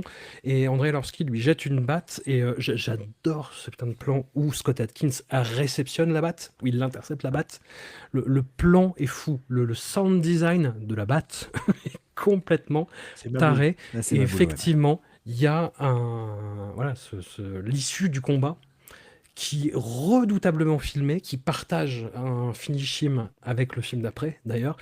Mais là, oui, oui, c'est très, très, très sauvage, très brutal, très primal. Moi, ça m'a laissé comme deux ronds de flanc. C'est-à-dire qu'au-delà du côté très fort, très, très brut et très bourru, sur ce que ça t'annonce du film derrière, et ça poursuit en fait. Après, c'est un sommet du film, mais Mm. derrière, le film arrive à te capter voilà, Parce que ça arrive sur à des 30 émotions minutes de esthétiques film, inattendues. La scène 40 du minutes de film. bordel, moi je la trouve folle par exemple. Ah oui, la scène du bordel est fou. Elle est folle, Mhm. pardon. Ah ouais. Ouais, ouais, ouais. Ouais, carrément, ouais. Enfin, l'issue est même assez inattendue en fait. Parce Ouais. qu'on s'attend pas à ce que ça se termine comme ça. On va pas tout dire pour les auditeurs qui n'auraient pas vu cette petite pépite. Mais c'est vrai que le combat avec Andrei Arlovski arrive assez vite hein, quand même dans l'histoire. Je crois que c'est au bout d'une demi-heure ou Ce 40 premier minutes de tiers, film. ouais, quelque chose comme ça. Ouais, premier tiers, ouais, c'est ce que j'allais dire. Ouais. Mais ouais, assez fou. Moi, je trouve que il montre que, enfin, Scott Adkins montre qu'il sait faire des dingueries avec ses jambes. Et bon, bah, il nous fait tous ces petits coups signature. Et bon, moi, j'étais là, je dis waouh, mais c'est d'une violence. Et comme tu dis, je trouve que le sound design est vraiment bien géré, ce qui fait que tu as mal en fait. C'est viscéral en fait quand tu regardes la scène. Et de mémoire, je crois que le finishing, si je dis pas de bêtises, je dis pas de bêtises, mais je crois qu'il est hors champ. Mais c'est juste le Hmm. bruit qui Oui, te, oui. qui te dit ah ouais, ok, ça a tapé fort. La seule déception en fait du film, et après ça peut se comprendre, et on en a parlé, Seb, sur Trafic Mortel, mais c'est le combat Scott Adkins, Jean-Claude Van Damme. Après, les mecs, ils ont un peu plus de 10 ans d'écart. Van Damme, il est arrivé vers 50 20 balais. ans d'écart. Non, Comment? quasi 20 ans. Ah, je sais pas, 15 16 ans, ans? 16 ans Ouais, d'écart. 16 ans. Ils ont 16 ans d'écart. Mais pour le coup, on voit que Van Damme, il est doublé dans cette scène-là. Il fait pas ses combats, notamment pareil que dans Universal Soldier 3. On arrive dans une période où Van Damme, euh, et en effet, tu as raison, François, est fatigué. Il va accepter, et c'est pour ça que j'étais très étonné en fait que ça soit vraiment une réussite, parce que c'est l'époque où il va accepter tout et n'importe quoi Ouais. pour un soupçon de résurrection. Je me rappelle, chaque film que sortait Van Damme, il en faisait la promo en disant: «Oh mais c'est mon comeback». Je me rappelle, il me semble que c'est le film Jusqu'à la mort, où il disait: «Ouais, non mais c'est mon comeback, parce que je joue un rôle dramatique». Ouais, enfin, bon, ouais, bah, c'est pas fou non plus. Et en fait, on arrivait à cette époque-là où c'était juste. Parce que Universal Soldier 4 intervient juste après Expendables 2, où bon, il y avait un soupçon de résurrection, mais c'est vrai que des films où en fait c'était compliqué de le voir parce qu'il faisait la gueule à chaque fois, et même dans les combats, c'était très compliqué, il se faisait énormément doubler. Et là, ce qui est dommage, c'est que ouais, sur la scène avec, comment dire, Scott Adkins, bah, c'est Scott Adkins contre le cascadeur, quoi. Ouais. Alors on attendait justement, bah voilà, le combat avec Van Damme. Mais bon, après c'est comme ça, il vieillit aussi en même temps. On peut pas lui demander de se battre contre un jeune, quoi. Bah, c'est vrai que moi je l'avais vu arriver ce dernier combat, je l'attendais un petit peu aussi. Et c'est vrai qu'à la fin, quand il est maquillé, je me dis ok, ça Ouais. c'est un stratagème pour pas montrer que c'est Van Damme qui se bagarre. On lui met un bon maquillage, comme ça, bah, comme le cascadeur, on va pas le reconnaître. Et puis voilà, c'est vrai que c'était un peu décevant et c'est un peu en dessous, mais je pense que là-dessus, il y a Oui, plus une portée symbolique de narration qui fait que voilà, il faut que tu mettes de côté un petit peu oui, oui. ton petit fan service, ton petit cœur de fan qui attend Van Damme, qui refasse des high kicks comme dans les années 80-90. Et Ouais. voilà, tu te dises qu'il y a plutôt une autre, enfin, c'est peut-être une autre approche. Voilà, ce qui fait que bon, il est doublé, c'est comme ça, mais je pense qu'il faut faire son deuil. Oui, oui, oui, oui. Ouais, depuis Van Damme s'est rattrapé. Avec le dernier mercenaire, c'est ça que tu vas dire? Oui, voilà, ouais, Dernier Mercenaire. Là, il va jouer le rôle d'un jardinier avec. J'entends François souffler. Il va jouer C'est le rôle d'un fort. jardinier là avec, je sais plus, Michael avec Youn? Ragnar le Breton et Mickey Youn, ouais. Et puis là, il sort une suite, Kim M. Hall, c'est ça? C'est sorti, Qui est ouais. jamais Ouais, le ouais, qui est tout, ouais. déjà sorti, ouais. Et le 1 était vraiment pas ouf. Je vois pas l'intérêt de faire un 2, mais bon, ça a dû bien marcher. Donc bon, on verra bien. J'ai pas encore tenté le film. Si vous voulez Euh, nommer du pire de Jean-Claude, ouais. Haters avec Kev Adams, hein. Ah oui, ah putain, il joue dedans? Ouais. Ouais, Ah merde, ah bah je savais pas. ouais, Mon Dieu. exactement, ouais. Quel Oh film la gênant. vache. Ouais. Oh la Quel vache. film gênant. Ok, Il- d'accord, bah trop bien. Alors, non, il ne joue pas dedans techniquement. Il y a Kev Adams qui lui a dit, est-ce que tu peux m'envoyer une vidéo de toi filmée avec ton téléphone portable et Oui. je t'insère dans le film. C'est plus ça. Putain, Ah ouais, ok, C'est d'accord. consternant. C'est consternant. Ok. Bon, Ouais. bah. Tu connais le concept du film ou pas? Ah oui, oui, oui, non, mais je Ouais. connaissais le concept du film, hein, mais je savais Tu pas qu'il connais le était dedans. concept de Ouais. Kev Adams? Bah voilà. Ouais.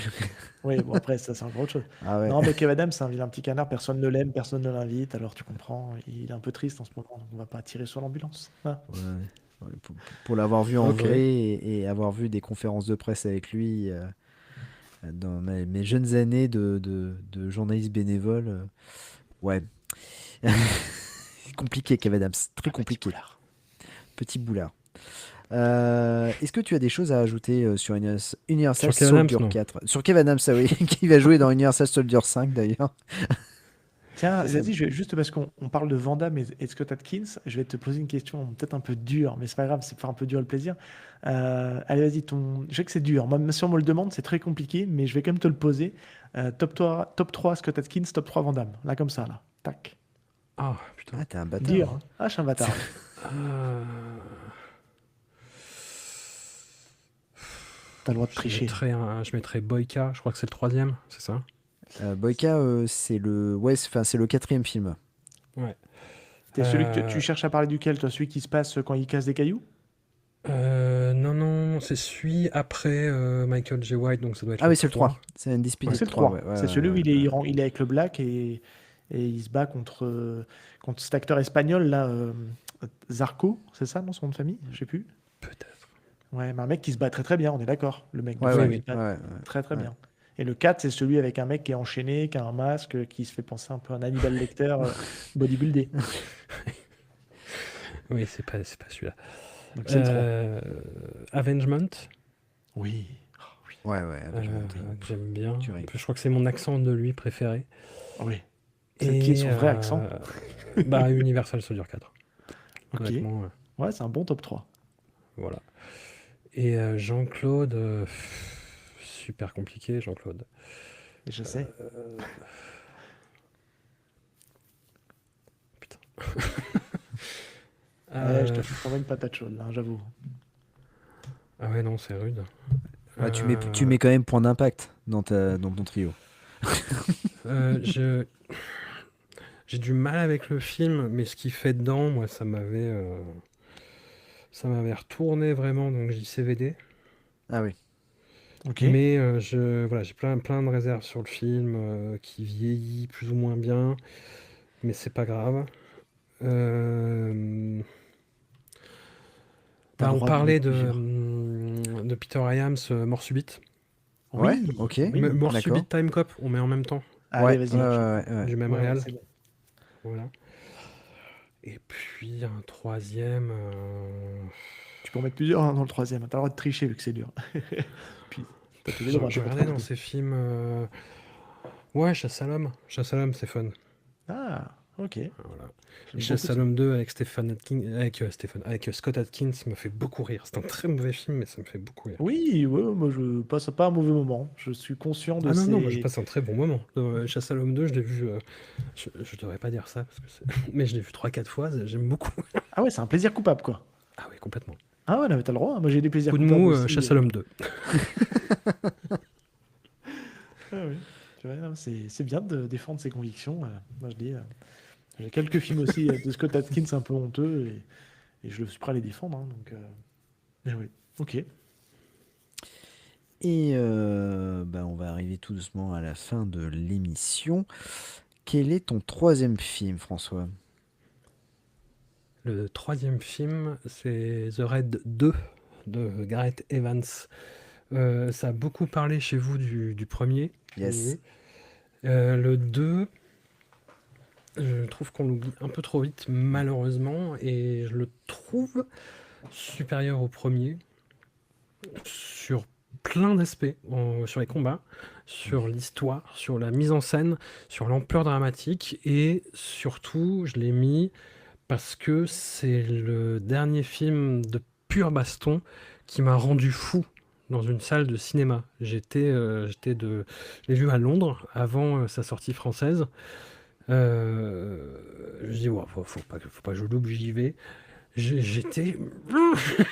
Je suis sorti de là, mais en torche humaine, vraiment. Le film m'a galvanisé cinématographiquement, alors que on est, comme je disais, pas loin, tout à l'heure sur le cinéma de Timo Giacinto, pas loin du cinéma d'horreur, vraiment. Ouais. C'est un film, moi, qui m'a vachement intimidé sur le côté gore et m'a vachement impressionné par rapport à ça, dans sa façon d'amener ça, justement, dans la façon de filmer les arts martiaux, à un point surréaliste, quoi. Vous parliez de suspension d'incrédulité tout à l'heure. Iko Uwais aurait dû mourir 14 fois Ouais. au combat final. Oh, facile. Mais il n'aurait pas eu ce combat final qui est tellement beau en même temps. Voilà. Ouais, c'est clair. Euh, c'est. On est Je d'accord trouve que c'est que dans un le film. combat final, tu mets pas juste le dernier adversaire, tu mets les deux d'avant aussi. Tu mets la triplette là. La triplette, je la mets peut-être pas au même. Si, c'est vrai qu'elle est vachement. Attends, Avec le frère et la sœur, du coup. Ouais, non. c'est bon. Fallait que ça revienne. Ouais, non, c'est vachement bien. Mais oui, tout à l'heure, je parlais aussi des tentatives de romantisme du premier SPL qui, moi, me laissait un peu de marbre. Alors, c'est peut-être un peu téléphoné de parler de ça, d'un aspect comme ça dans The Raid 2, mais tout du moins, je parlerai d'ampleur dramatique. Voilà, ça essaye de créer, si ce n'est un univers, du moins quelque chose qui tient le temps d'un film. Moi, je crois à ces gangsters, je crois à ces personnages. C'était un peu plus dur dans le 1, où je trouvais ça beaucoup plus téléphoné. La relation entre le héros et son frère, tout ça, bon, bref. Ouais, c'est faux au forceps, hein. On est bien d'accord. Ouais. Le film a d'autres qualités, mais pas celle-là. Et là, je trouvais qu'il y avait vraiment un step-up, et même en termes de mise en scène, quoi. Dès la baston dans la cour de prison, au début, je me disais, putain, c'est hyper impressionnant quand même le niveau qu'il a pris en termes de chorégraphie, de scénographie, de montage, de mise en scène, etc. La scène du métro, ça m'a glacé le sang et en même temps j'étais fasciné par ce que je voyais, parce que je trouvais ça bizarrement beau aussi. Ces couleurs très métalliques dans le métro, cette combattante avec son marteau qui a une présence absolument géniale, son frère avec la batte, un petit peu moins, mais il a son truc. La façon qu'il a de moi, je scruter l'aime les bien. gens avec sa balle avant, ça marche bien. Tu peux me rendre la Voilà. balle, s'il te plaît? Ouais, voilà. C'est ça. Et Iko Uwais, quoi. Iko Uwais, c'est un type que j'ai toujours trouvé très impressionnant, un peu limité en tant qu'acteur. Je pense pas que des gens iront mourir sur une colline pour me contredire. Mais là, je le trouve vraiment très bon. Je le trouve vraiment très bon. Et je pense qu'aussi, ce qui amène ma préférence sur le combat final, entre guillemets, dans la cuisine, c'est que tu vois une détermination qu'il n'avait pas forcément face au frère et la sœur, et où il porte vraiment tout ce qui lui est arrivé avant, et putain, ça se voit, tu sens qu'il y a une forme de fatigue, mais qui donne tout quand même. Enfin, voilà, moi j'achète le film, j'achète ce que le film raconte, j'achète la façon comme il le raconte, j'achète les combats, j'achète le fait que Iko Uwais aurait dû mourir 14 fois avant, mais c'est On pas s'en grave, fout, voilà. limite. Le film m'emporte, et je voulais vous mettre un film indien parce que c'est ma passion. Et, Tu pourras le faire en bonus, tiens. On Ouais, on te ouais, garde carrément, pour ouais. après, tu nous le fais en bonus. Y a pas de souci, Mais avec plaisir. les films indiens, c'est très, c'est très compliqué parce qu'il n'y a pas vraiment de film de baston stricto sensu. Enfin, il y a l'équivalent de The Raid, ce serait Kill, et c'est pas vraiment. Enfin, comment dire, il y a quelques réalisateurs qui pensent vraiment la mise en scène et qui l'adaptent et qui font des choses inédites, justement, dans ce domaine que nous affectionnons tous les trois. Donc j'y reviendrai peut-être en bonus, effectivement, mais c'est pas sur la carrément. longueur d'un film. Un film comme RRR, par exemple, de Sasra Jamouli, il y a des scènes qui sont euphorisantes dans l'action, mais je ne sais pas si on peut vraiment prendre ça pour des films d'arts martiaux stricto sensu. Je sais pas, à vous de me dire, quelque part. Bah, il faudrait qu'on les voit déjà pour, Ouais. pour pouvoir Oui. te répondre. C'est vrai que moi, Déjà. ça fait partie tout un plan tout un pan du cinéma où je suis complètement néophyte, clairement, encore plus que le Ouais, cinéma pareil. HK. Notamment Kill, que t'en parles, c'est vraiment drôle et on pourra en parler après un petit peu. C'est partie de ces films que j'ai envoyés à Jazz, parce que j'essaie de voir un peu d'aller chercher un peu des films qu'on pourrait traiter, qui sortiraient un peu de notre zone de confort. Et Kill faisait partie de ces films-là que j'ai envoyés à Jazz en privé en disant tiens, j'ai vu la bande de ça, ça a l'air pas mal. Moi, je pense qu'à partir du moment où il y a de la baston, que tu as minimum une scène qui a sauvé, c'est notre concept de l'émission. Go quoi, hein. Tu prends le Ouais, premier grave. Tiger Cage, c'est un polar. Par contre, tu as une scène. Et quelle scène? Ouais. Voilà, toi, c'est pour revenir là-dessus. Pour rebondir juste sur The Raid, pour prendre la suite de ce que tu disais, si tu en as fini, bien sûr, et avant que tu aies des choses à rajouter. Pas pour l'instant. J'ai eu longtemps, j'ai dit à Jazz, le syndrome de me dire. Déjà, j'ai mis longtemps à voir le premier, parce que, encore une fois, pas la peur, je n'arrive pas à se définir ce syndrome, mais on en avait parlé avec Stéphane Boulet quand il était venu, où j'en entends tellement du bien que j'ai peur d'y Ouais. aller et j'ai peur d'être déçu, en fait. Et le 1 m'a mis une énorme claque, mais comme jamais. Et je me dis, mince, il faut un 2 derrière, ça sera forcément moins bien. Et donc, longtemps, je l'ai mis de côté. Et quand j'ai su que tu venais, que tu allais parler de The Raid 2, je dis non, je peux pas passer pour le mec qui l'a pas encore vu et qui voilà. Donc je me le suis maté ce week-end. Waouh, waouh, c'est du, c'est du d'art martiaux porn quoi. C'est des trucs, enfin c'est un truc de ma boule. Il a une grosse différence avec le premier, c'est comme tu dis, Mais je suis t'as d'accord aimé ou avec pas? toi. Non, pardon. Ah ouais, non mais j'ai adoré, j'ai adoré. J'ai adoré. Il me faut un peu de temps, encore une fois, pour digérer tout ce que j'ai vu, parce que c'est un film qui est ultra généreux. Et tout ce qu'il entreprend, il le réussit. Il y a des trucs complètement maboules, des trucs complètement... Enfin, c'est viscéral, quoi. C'est un truc de fou.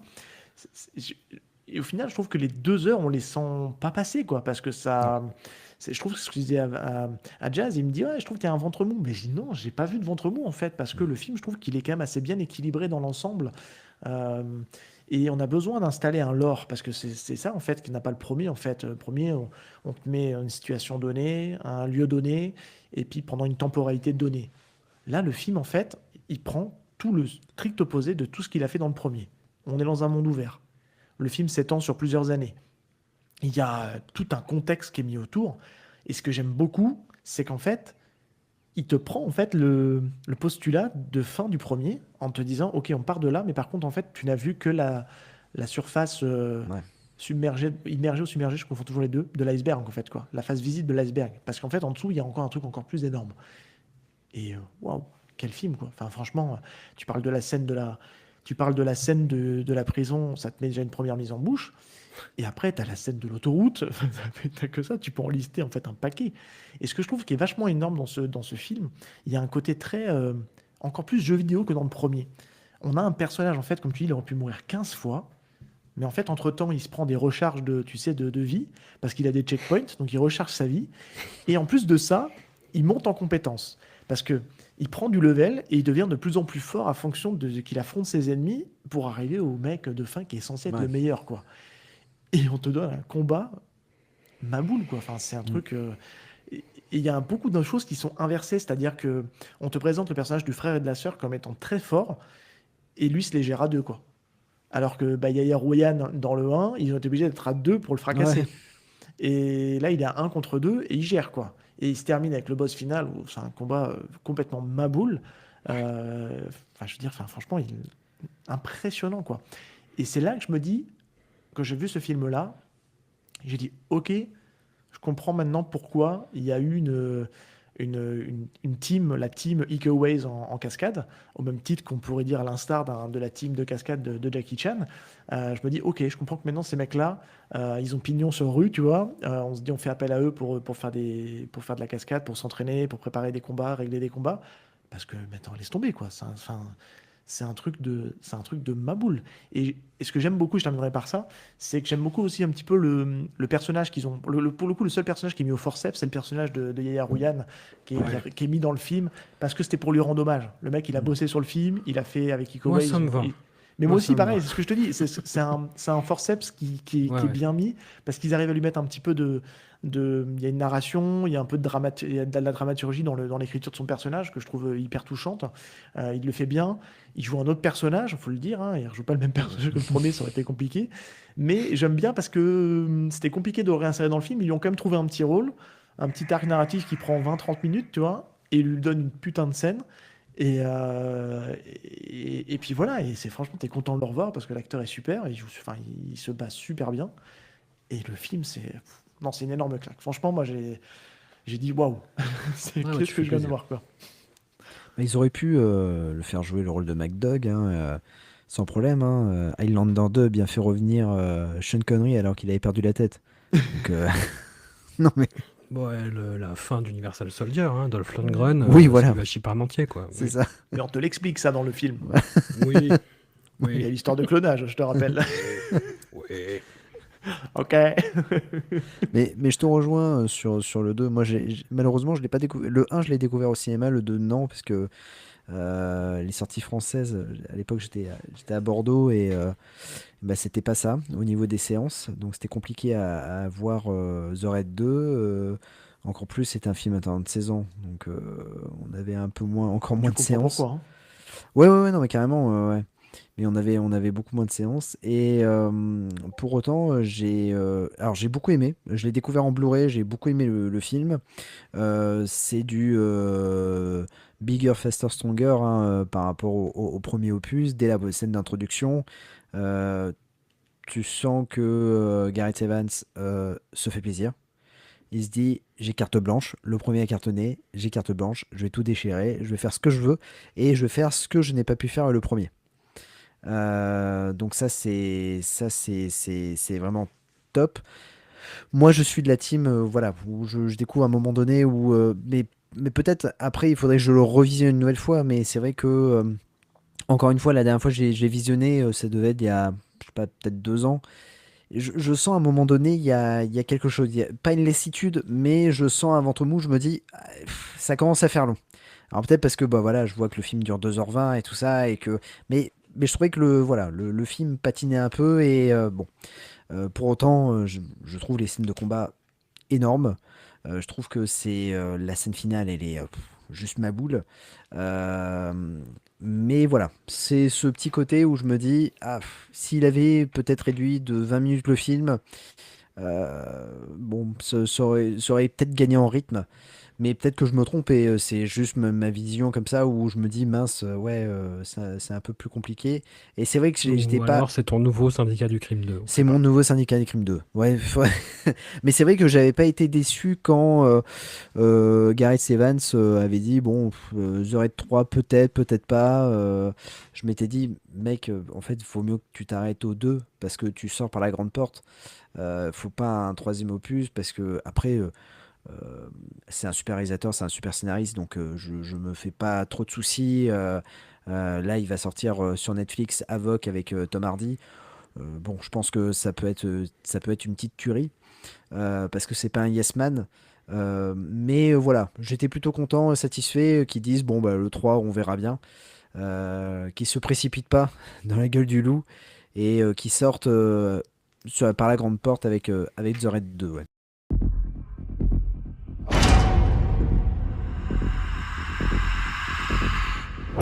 J'en ai que pour 2-3 mois. Tu devras pas chercher à savoir où je suis. Si on veut vraiment nettoyer cette ville en profondeur, faut qu'on frappe au sommet, qu'on fasse tomber ceux qui dirigent. J'ai besoin de toi dans mon équipe, que tu t'infiltres.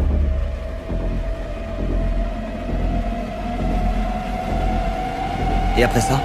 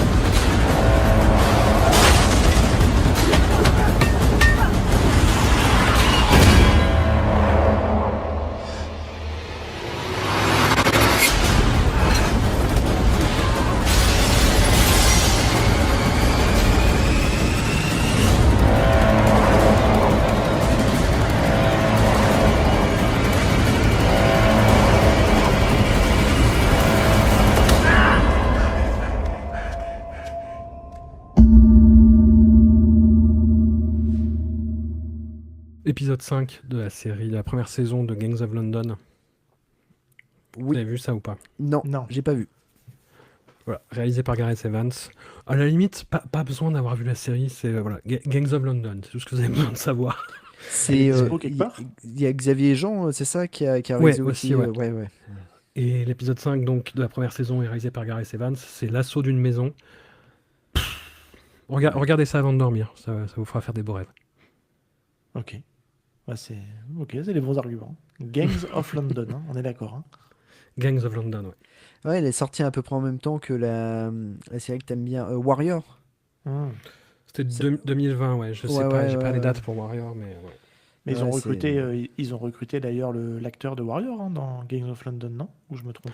Sûrement. Alors, après, c'est pas moi le fan de de Warrior, c'est Stéphane, Tu l'as pas vu? absolu. Tu l'as vu ou pas? Mais moi, il va me taper. Stéphane me tape pas. J'ai pas fini la saison 1, mais je vois le truc et j'aime bien et j'adore Andrew Koji. Voilà.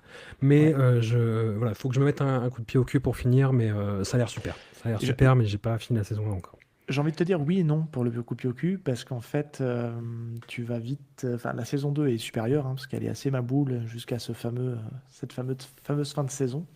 Hmm. Mais malheureusement, je trouve que le problème, c'est que la série elle se termine sur un gros cliffhanger, j'arrive plus à parler, Ouais. sur la fin de saison 3, et il n'y a plus rien pour l'instant, quoi. Tu vois, c'est toujours pas repris, on ne sait pas si ça va être vraiment annulé, pas repris par Hmm. Netflix. Mm. Donc, moi, je suis un peu frustré là. Donc, si tu peux attendre un Ouais. peu, attends un peu. J'ai Ouais. j'ai fait trop voir de mauvais films à Stéphane pour pas lui octroyer ça. Ouais, ouais, ouais. Mais en vrai, t'es gagnant quand même hein, dans l'histoire, hein. Oui, bien sûr. En plus, oui. Largement. Franchement, quand tu auras vu la fin de saison 2, tu te diras ok, c'est bon. Ouais. Je t'ai pardonné. Est-ce que tu as des choses à ajouter par rapport à The Raid 2? Alors, par rapport à The Raid 2, bah, pour rebondir sur ce que je vous disais sur le cinéma indien, The Raid 2, moi, ça m'a marqué parce que, comme je vous disais, ça m'a rendu fou en salle de cinéma. Et je continue à aller au cinéma. On est à une ère où tous les films sont disponibles en quelques clics. Je continue vraiment et je m'astreins, parce que parfois j'ai pas envie, mais je m'astreins à retourner en salle de cinéma pour vivre, parce que c'est une émotion à part et c'est une émotion que j'adore. C'est pour ça que je fais autant de bornes pour aller voir des films indiens, parce que si c'est bien, c'est une expérience absolument géniale. Déjà parce que le public indien est très réveillé, et moi j'en ai rien à foutre des connards sur les réseaux sociaux qui postent «Ah, regardez, ils foutent le sbeul dans la salle». Je m'en fous. Je m'en fous. Ça fait partie du game. Les gens, ils sont là, ils apprécient. Et voilà. Voilà. Les gens qui utilisent leur portable dans les salles de cinéma, c'est pas la même chose, c'est autre chose. Là, je parle vraiment d'une bonne ambiance communicative, de vibrer avec le film tous ensemble. Parce que c'est ça qui se passe en fait. Moi, le cinéma indien, moi, si j'adore ça, c'est aussi pour ces raisons-là. De voir des films comme RRR ou Léo en salle, c'est des expériences qui sont, enfin moi que je chéris vraiment, ça me fait un bien fou à l'âme et à l'esprit. Et The Raid 2, moi je l'ai vécu vraiment de façon extrêmement intense. Ouais. Et je retrouve ça dans le cinéma indien. Dans le cinéma indien, c'est une exaltation qui est plus sensorielle au sens large. Alors après, le cinéma d'arts martiaux, c'est complètement sensoriel. Mais dans le clair. cinéma indien, il y a aussi vraiment l'exaltation émotionnelle qui entre vraiment en ligne de compte. Et ça peut transparaître sur les scènes d'action. De plus en plus, dans le cinéma indien contemporain, tamoul en particulier, les scènes d'action, de baston ou de fusillade remplacent les scènes chorégraphiées. Il y a une façon de mettre en scène l'action dans le cinéma indien d'aujourd'hui qui est la même que celle employée pour filmer les scènes de danse il y a quelques années en arrière. On utilise les mêmes mouvements de caméra, les mêmes focales. On utilise une caméra à bras motorisée qui s'appelle Mokobot pour des scènes de baston. Et c'est des scènes c'est des caméras, pardon, qui fonctionnent par reconnaissance de mouvement et qui donnent des mouvements extrêmement rapides et extrêmement fluides, en fait, pour accompagner les gestes.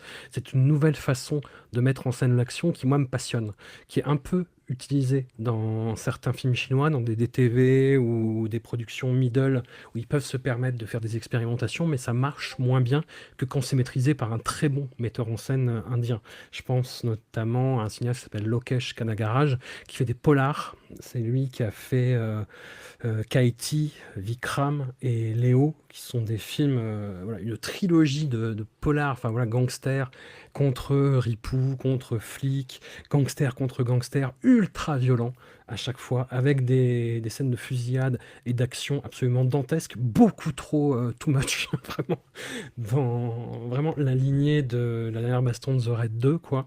Ça va limite tellement loin qu'au bout d'un moment, voilà, ça te déplace ton curseur de spectateur lambda. Voilà, moi je m'emmerde devant les blockbusters hollywoodiens maintenant, hein. Je vous le dis clairement, moi je vais Moi, voir justement du cinéma indien parce que ça me réveille et parce qu'au moins il y a des gens qui croient à ce qu'ils font et qui ont envie de secouer les gens. Et voilà, je rapproche The Raid 2 de cette expérience-là du cinéma indien.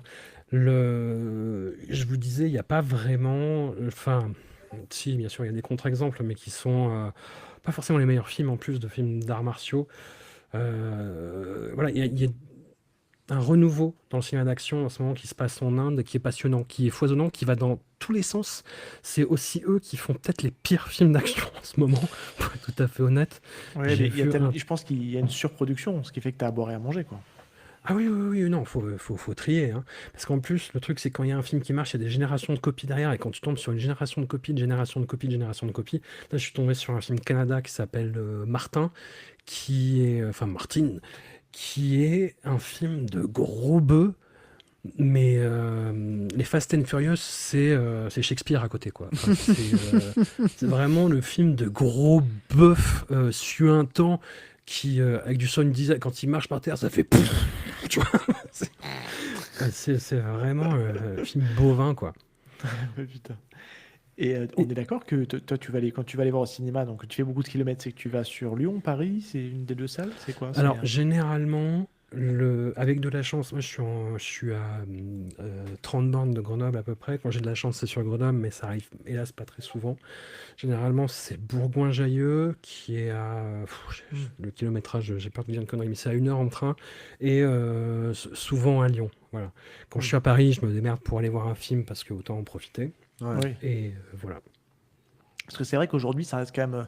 Moi, c'est un cinéma qui m'intrigue et que j'ai envie de tomber un jour là-dessus. Euh, et j'ai quand même l'impression, alors tu vas peut-être m'arrêter si je me trompe, mais que pour regarder ça légalement, c'est compliqué, quoi. Parce que moi, je suis du côté de la Charente-Maritime, pour autant te dire que ça vient pas chez moi, hein, les films indiens, donc je passe à côté. Marché du DVD ou du Blu-ray, j'ai pas l'impression de voir beaucoup de films indiens, mais peut-être Ouais, RRR pas du qu'on tout. peut trouver. Et sur le marché de la VOD, c'est compliqué, quoi. Ou de la SVOD, c'est très compliqué. Alors, là-dessus, je me dis, est-ce qu'il y a une manière de le voir légalement ou c'est forcément de la main à la main? Et l'autre question, c'est de se dire, si tu dois nous en donner un ou deux pour démarrer, pour mettre le pied à l'étrier, ça serait lesquels du coup? Euh, alors, c'est très compliqué. Les distributeurs français de cinéma indien galèrent comme c'est pas permis. Le marché français, ils sont battent les steaks, mais vraiment, mais ils sont tartine le fion, quoi. Ils envoient les films avec des fichiers sous-titres en mode démerdez-vous, quoi. Démerdez-vous avec ça. Et les distributeurs français ont les droits pour 3 mois, mais seulement au cinéma. Ils n'ont pas le droit pour l'exploitation physique derrière. Il y Ah, a ok. Spectrum Film qui a sorti un coffret avec 4 films d'un même réalisateur, des films des années 90-2000. Ça, c'est intéressant, coffret Ram Gopal Varma. Mais sinon, ouais, il faut passer sur de l'offre légale. Il faut aller sur Prime et Netflix. C'est là où tu as des films, et des films vont et viennent Mais avec du de VPN, façon non? complètement bordélique, sans aucune lisibilité. La moitié sont sous-titrés uniquement en anglais. Ouais. Ça, c'est pas trop dérangeant. Ouais, ok. À la limite. Non, mais voilà, c'est la galère. Ah, Et moi, enfin, je suis toujours un peu emmerdé pour recommander des films sur plateforme parce que quand je le fais de semaine à la semaine sur Discordia, ça va parce que je sais que a priori, ça sera encore dispo au moins un mois, on va dire. Mais sur Prime, par exemple, moi, je recommande plus sur Prime parce que les films, c'est vraiment. Enfin, en plus, Prime joue avec la légalité. Enfin, les gens qui s'occupent ouais. des films indiens sur Prime, je ne veux pas généraliser pour pas que vous ayez des ennuis juridiques, mais ouais, par exemple, il y avait eu le film l'an dernier, le premier film du grand retour de Shah Rukh Khan sur le devant de la scène, c'était Ouais. Pathan, et le film était tombé genre un mois après sa sortie en France, alors que le film avait un visa, etc. Et ils avaient feinté en disant non, mais c'est une version inédite avec une scène en plus, alors pas du tout. Et voilà. Et t'as des trucs comme ça, tu vois. T'as un jour sur Prime, c'est le bordel, c'est infernal à suivre Prime, la programmation. Du jour au lendemain, sans que ce soit annoncé, t'as 100 films indiens qui tombent. tu vois, enfin du patrimoine, du récent, Ouais. surtout du hindi, hein, surtout du hindi, un peu de tamoul, un peu de telugu, mais vraiment pas beaucoup. Non, c'est le bordel. Compliqué, quoi. Netflix, a priori, c'est plus fiable. Et pour ça, pour commencer, c'est des films qui sont pas toujours très heureux en termes d'effets spéciaux, mais c'est comme Choyark, c'est-à-dire que l'idée prévaut sur l'exécution. C'est-à-dire Ouais. que voilà, ça te raconte quelque chose, le truc est raté, c'est pas grave, ça continue. Tu vois, c'est pas grave, tu vois l'intention et c'est pas dommageable pour ta réception du film, qui est tellement généreux que derrière ça va. C'est les Bahubali, Bahubali. Les versions, si possible, Telugu et Tamoul, mais ça aussi pareil. Des fois, il n'y a pas les versions originales sur Netflix et du coup, tu tapes une version doublée indien et du coup, c'est chelou, mais voilà. Tu te démerdes. Faut voir ces films-là. C'est On de la dirait fantasy on avec dirait une un histoire Wu shakespearienne, Chapian avec une mise à en la scène à la sauce indie. Choyark, c'est absolument génial. Tu disais, pardon? Je disais, on dirait un Wu Chapian à la sauce indie, dans Oui. les photos que je vois. C'est ça? C'est un peu ça. Ok. C'est un peu ça, mais c'est sa propre planète, à part entière. C'est au point qu'il y a ce qu'on appelle maintenant la Bahubali Exploitation. On peut commencer par la. Je vois qu'il y a sur Netflix, a priori, il y a la légende de Bahubali, première partie. On peut démarrer par celui-là. Oui. Ah bah oui, il faut faire dans l'ordre, hein. Par contre, il faut faire le 1 et le 2 dans D'accord. l'ordre. Ça se suit. Ce que je disais sur les effets spéciaux, ça touche surtout le premier. Le deuxième, justement, est sorti 2 ans plus tard. Et on voit justement l'amélioration qu'il y a eu entre les deux. Elle est assez saisissante. Le film doit pas être sur Netflix France, mais du même réalisateur, RRR, évidemment. Évidemment. Ah, c'est le même réal, ça, du coup? Ok, d'accord. Ouais. D'accord, ok. Et donc ça, Et c'est un Kill, tu le réalisateur recommandes? Kill, du coup? Kill, oui, c'est pas mon préf, mais c'est pas mal. Voilà. Ok. Ok, bah pourquoi pas, Seb, on pourrait se Ouais, faut lancer. trouver une manière ou une autre de les Ouais, voir, ouais. parce que je suis très très curieux de découvrir ce cinéma-là, parce qu'il a l'air d'avoir des belles petites pépites quand même. J'entends toujours les gens assez dithyrambiques.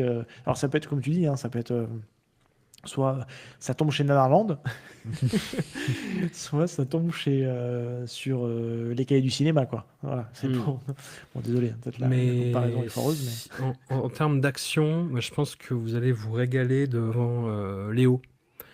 Alors Léo, ça, Léo. Comme le prénom Léo, L-E-O, ouais, tout simplement. C'est ce que je vous disais, les films de ce réalisateur tamoul, Lokesh Kanagaraj, qui fait des polars hardball ultra vénères. Et Ok. c'est très facile de vous donner envie. C'est une version, c'est une réinterprétation tamoul de History of Violence de Cronenberg. Ok. Juste le Ok. point de départ de l'intrigue, parce Déjà, qu'après, toute l'intrigue. ça Ouais. se passe au Cachemire, donc dans un décor enneigé, avec le méchant, c'est un dealer de cigarettes sataniste. Voilà. Et il y a aussi il y a une hyène domestiquée. Ah quoi? Ok. J'ai pas compris, attends. Il y a une hyène Qu'est-ce que- domestiquée. Ah putain. Ah, la vache. Voilà, ça se passe au Cachemire. Le méchant, c'est un dealer de cigarettes sataniste. Et Et ça il y a tombe une pas dans le hyène nanar, ça. domestiquée qui a son importance dans le film. Et c'est, en termes de mise en scène au cinéma, pareil. J'avais envie de me mettre debout et de me mettre torse nu et de hurler, quoi. C'est Donc tu es en train de me dire que tu nous aurais fait une avant-première de One Piece, quoi. j'aurais totalement fait ça. J'aurais totalement fait ça. C'est remarquablement filmé. Je sais pas si vous avez vu History of Violence, du coup. Ouais, ouais. Oui, ouais, oui, ouais, il y a ouais, longtemps, mais oui, oui. Attends, ouais. Vous voyez la scène du diner où il y a 2 mecs qui arrivent et lui, il se défend? Oui.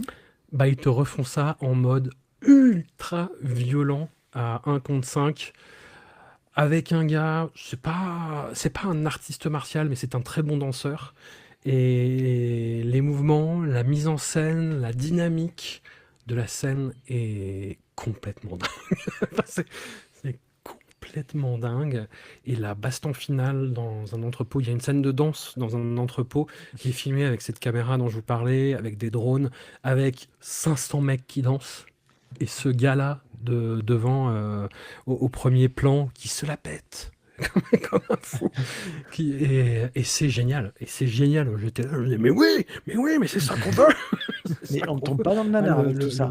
Le film me rend fou. Le film me rend fou, alors que je sais qu'il y a plein de défauts, que c'est hyper littéral, que c'est voilà, mais c'est galvanisant comme jamais cinématographiquement. Voilà, c'est ça que je veux au cinéma. C'est pour ça que les bons films d'arts martiaux, ça me passionne. Voilà. Ok. Ouais, écoute, on est d'accord que tous ces films-là se concluent par une grosse danse générale, quoi. Non. Ou pas? Non, pas forcément. Pas forcément. D'accord. Pas forcément, mais dans Léo, c'est le cas, et c'est une scène où tu te dis, bon, vous vous êtes retenu jusqu'à présent, là vous le faites, vous avez raison. Vous avez raison, et, et limite, ça aurait été dommage de ne pas le faire. Voilà. Non, parce que c'est vrai qu'on a un peu cette image-là du cinéma Bien sûr. hollywoodien. Je sais que j'ai dû en voir un qui est peut-être le plus connu, là. Celui Moi, qui a j'ai- été... Comment tu dis? Alors, moi, j'ai vu ah oui, Devdas, et j'avais vu Salam Bombay. Ouais. Oh, je retrouve plus, mais... Mais Devdas, oui, je l'ai vu, et j'avais été assez marqué par le film, ouais. Ah ouais, je trouve ça remarquable. Devdas. Moi, il me semble que c'était une histoire d'un peu d'amour, tu sais, avec un film hyper long. Ah bah, comme la plupart des films. C'est un peu Ouais, vague. ça d'accord. Bah, je viens de le retrouver. Coup de foudre à Bollywood. C'est celui-là Ah que j'ai oui, vu. ouais, ouais, ouais. Ah ouais, mais c'est pas vraiment un Bollywood. Ah, d'accord. C'est du Bollywood pour Pour les, occidentaux. pour les Occidentaux. Voilà. Ok, j'ai compris. Donc, mais j'avais pas trouvé ça désagréable pour le coup. Voilà. Oui, c'est sucré, ça se mange sans fin. Voilà. C'est du produit, comment on dit, manufacturé. Voilà. Oui, c'est de l'industriel, quoi. Ça, on C'est aime ça. bien y manger, on y revient parce qu'il n'y a pas de, voilà, ça passe. Ouais. Mais c'est pas non plus de la grande gastronomie, quoi. Si on reste dans le culinaire, quoi. Absolument. C'est un Big Mac. C'est un Big Mac, ouais. Ou le Whopper de Burger King, comme ça on a fait toutes les marques. Voilà. Est-ce que tu as des choses à ajouter, bah, pour le coup, sur Red 2 ou sur un conseil de film indien? Non, sur The Raid 2, moi, je vous disais donc de regarder l'épisode 5 de Gangs of London. Regardez les films de Timo Tchadjento, The Night Comes for Us et donc L'Ombre Rebelle, Shadow Strays en Il est anglais noté, celui-là. sur Netflix. Mhm. En indonésien, moi, il y a les films de Joko Anwar que j'aime beaucoup, mais c'est plutôt dans le registre horrifique. Il a fait Satan's Slaves 2, qui est phénoménal. Film d'horreur, par contre. Ok, d'accord. Voilà. Et en cinéma indien, ouais, comme je vous disais, les films de S.S. Rajamouli, donc Bahubali 1 et 2, RRR. Alors, aussi, le troisième que je recommande toujours, un peu plus comédie musicale, mais pitch hallucinant qu'il arrive à tenir de bout en bout, c'est Iga, E-E-G-A.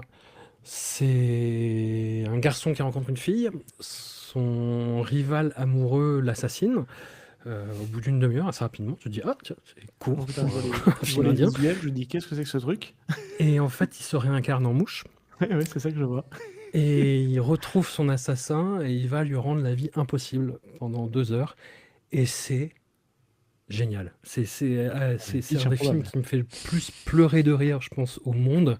C'est une mouche en image de synthèse. Il y a des scènes qui sont ridicules, qui ne sont. Enfin, si je vous les raconterais, vous me direz, mais pardon.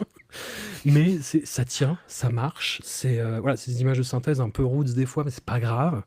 Comme je disais, l'idée avant l'exécution. Et voilà. Et puis sinon, en indien, les films de Lokesh Kanagaraj, comme je vous disais. Et puis, une dernière reco, j'espère qu'on a sûrement déjà dû vous la faire, mais mon film de l'année 2024, c'est un film hongkongais qui s'appelle City of Darkness, qui est sorti cet été. Ah oui. Bientôt. Alors, je sais pas quand sort l'émission, mais on aura peut-être déjà parlé. Tu sais, Ouais. la fameuse timeline. Incroyable. Incroyable. Je Il m'a m'attendais fait pas tellement à ce bien, ce parti film. pris. Ouais, il fait du bien. Et je m'attendais pas à ce parti pris, justement, sur les arts martiaux. À ce côté un peu mystique, un peu super pouvoir, hein, on va se le dire. Et waouh. Ouais. Oui, C'est puis là, avec des constructions de personnages tangibles, avec des Ouais. bastons qui exploitent parfaitement le décor. Puis quand qui même, s'aménage en temps réel, qui reconstruit, les gens reconstruisent le décor avec avec des corps humains. Voilà, je suis fou de ce film, de ce qu'il ouais. raconte, de comment il le raconte encore une fois. Je l'ai vu malheureusement, j'ai envie de dire, en projection presse, Ouais. où c'est très poète-poète, les gens discutent, ricanent un petit Mm. peu, regardent leur Ah, téléphone, machin. Moi, j'étais au premier rang et j'étais à balle. J'étais à balle, c'est tout chiant ça. seul. Ouais, Mais parce que Projection Presse, t'as pas forcément des gens qui viennent pour ça, ils viennent parce qu'ils font leur boulot, quoi. c'est Ouais. ça, Hmm. C'est un peu. c'est Ouais, un moi peu triste. j'attends de le revoir au moment où on enregistre. J'attends pour le revoir dans de bonnes conditions. J'ai besoin d'en savoir plus sur ce qui s'est fait autour de ce film parce que, mis à part Sammo Hung, je suis un peu limité dans le background des autres acteurs qui je trouve assez ma boule tous. Ils ont tous des Ouais. charismes assez dingues. Et c'est vrai que j'ai regardé un peu les filmographies de chaque acteur et je me dis, bon, ok, il a fait des tournées là-dedans, mais est-ce qu'il a un rôle principal? Est-ce qu'il a un rôle plutôt mineur?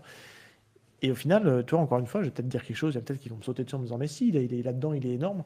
Bah, l'acteur principal, bon, qui se fait accompagner de ses sidekicks, je trouve qu'il a une présence à l'écran assez folle. Martialement, il est super Ouais. bon. Et je me dis, mais t'étais où jusque-là, quoi? Tu vois, j'ai toujours envie de dire cette phrase-là, un peu comme. Moi, je recommande très souvent, Jazz l'a toujours pas encore vu, mais le Life After Fighting avec Brent Foster, qui est un peu Ouais. qui est le Scott Atkins australien, en plus énervé parce qu'il est un peu plus complet martialement, il faut se le dire. Hein. Encore une fois, c'est pas pour dire qu'il y en a un qui est meilleur que l'autre, mais il est plus complet, c'est comme ça. Et j'ai vu son film et bon, il a des défauts, hein, mais enfin, je trouve que ce qu'il propose en tout cas est assez fou. Et quand tu sors de ce film, tu te dis mais t'étais où tout ce temps-là, quoi? Et c'est un peu voilà, sur certains acteurs, j'ai pas l'impression de les avoir revus ailleurs, mais encore une fois, je suis pas encore le plus calé sur le cinéma hongkongais. Et je trouve qu'en tout cas, je découvre, c'est mon premier film du réalisateur, et j'ai eu qu'une seule envie maintenant, c'est de voir ce qu'il a fait à côté, quoi. Parce que j'ai beaucoup aimé ce qu'il a proposé avec ce City of Darkness, quoi. Ah bah tu vas être gâté. Bah SPL2, hein, je pense en premier quoi. Ah ouais, avec Tony Jaa? Ouais, ouais, ouais. Ok. Dog Parce que je te Bite cache Dog, pas c'est un peu que vieilli, mais je te c'est cache pas pas que mal. le premier, excuse-moi de te couper, hein, le premier, je l'ai vu récemment là, et je me dis purée, il est pas très good vibe ce film, quoi. Non, non, le Tu, 2 non res- plus, hein, je te préviens. tu ressors de là, tu dis bon, non, mais il y a pas d'happy end, c'est un truc, quoi. C'est très fataliste, quoi, très nihiliste, quoi. Tu Ouais, vois, t'es là, tu te ouais, dis ouais. ouais, ok, bon, c'est chouette, hein, super film, hein, mais wow. Non, non, mais c'est la thématique de la saga SPL en fait. Voilà. Ok. Ouais, bah Le, quand tu comprends le poids du l'anagramme. destin, l'ironie du sort, tout C'est ça. ça, ouais, c'est ça. L'anagramme t'explique en fait. Donc à partir du moment où on t'explique dès le départ ce que veulent dire les lettres, tu te Ouais, dis, ok, ça peut pas être un film qui se termine bien, quoi. Tu le sais quasiment dès le départ en fait. Donc, c'est ça. mais wow. Bah, écoutez, messieurs, nous arrivons à la fin de l'émission. Mon cher François, où est-ce qu'on peut te retrouver? Dans les pages de Mad Movies et sur les ondes de Discordia. La classe.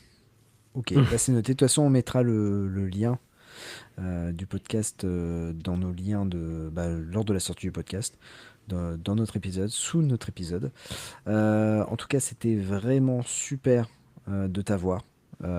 Franchement, c'est un petit rêve qui vient juste de cocher. Voilà, je suis vraiment super content. Je suis un grand lecteur de Mad Movies et c'est vrai que là, voilà, c'est voilà, la petite coche qui vient juste d'être cochée. Donc c'est vraiment top de t'avoir eu dans ce podcast. En plus, tu nous as présenté 3 films qui sont ma boule. Donc vraiment, vraiment merci. Et puis bon, bah aussi, tu nous as... en tout cas, pour moi, personnellement, tu m'as hypé avec le cinéma indien.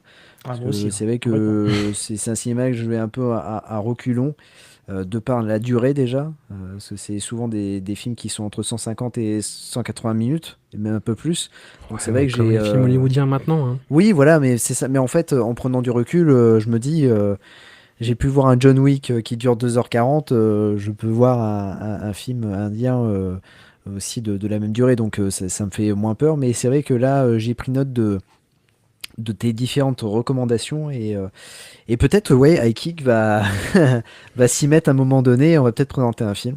En tout cas ça sera original et ça sera Ouais, vraiment complètement. une vraie découverte pour nous. Donc merci pour tout. Mais un immense merci à vous pour l'invitation, c'était un bon moment. Hâte de vous entendre sur ce cinéma et sur les autres, en tout cas. Sur City of Darkness particulièrement. Ouais, Oui. Encore une fois, la timeline joue, mais logiquement, on est censé avoir collé sur la sortie de l'épisode à quelques jours près. Voilà. Un petit Impeccable. truc aussi qui se met en place. Donc, C'est ça. logiquement, si tout se goupille bien, ça devrait être assez fou d'en parler. Ouais. Eh bien, mon cher Seb, on se retrouve la semaine prochaine avec un nouvel épisode de Hacking dans ton podcast, puis dans 15 jours, dans Hacking dans tes films préf avec un nouvel invité. N'oubliez pas de mettre 5 étoiles sur vos applications de podcast afin que l'on soit référencé. Merci encore pour l'accueil que vous réservez à ce podcast. On vous fait des bisous. Ciao! Ciao tout le monde. Ciao.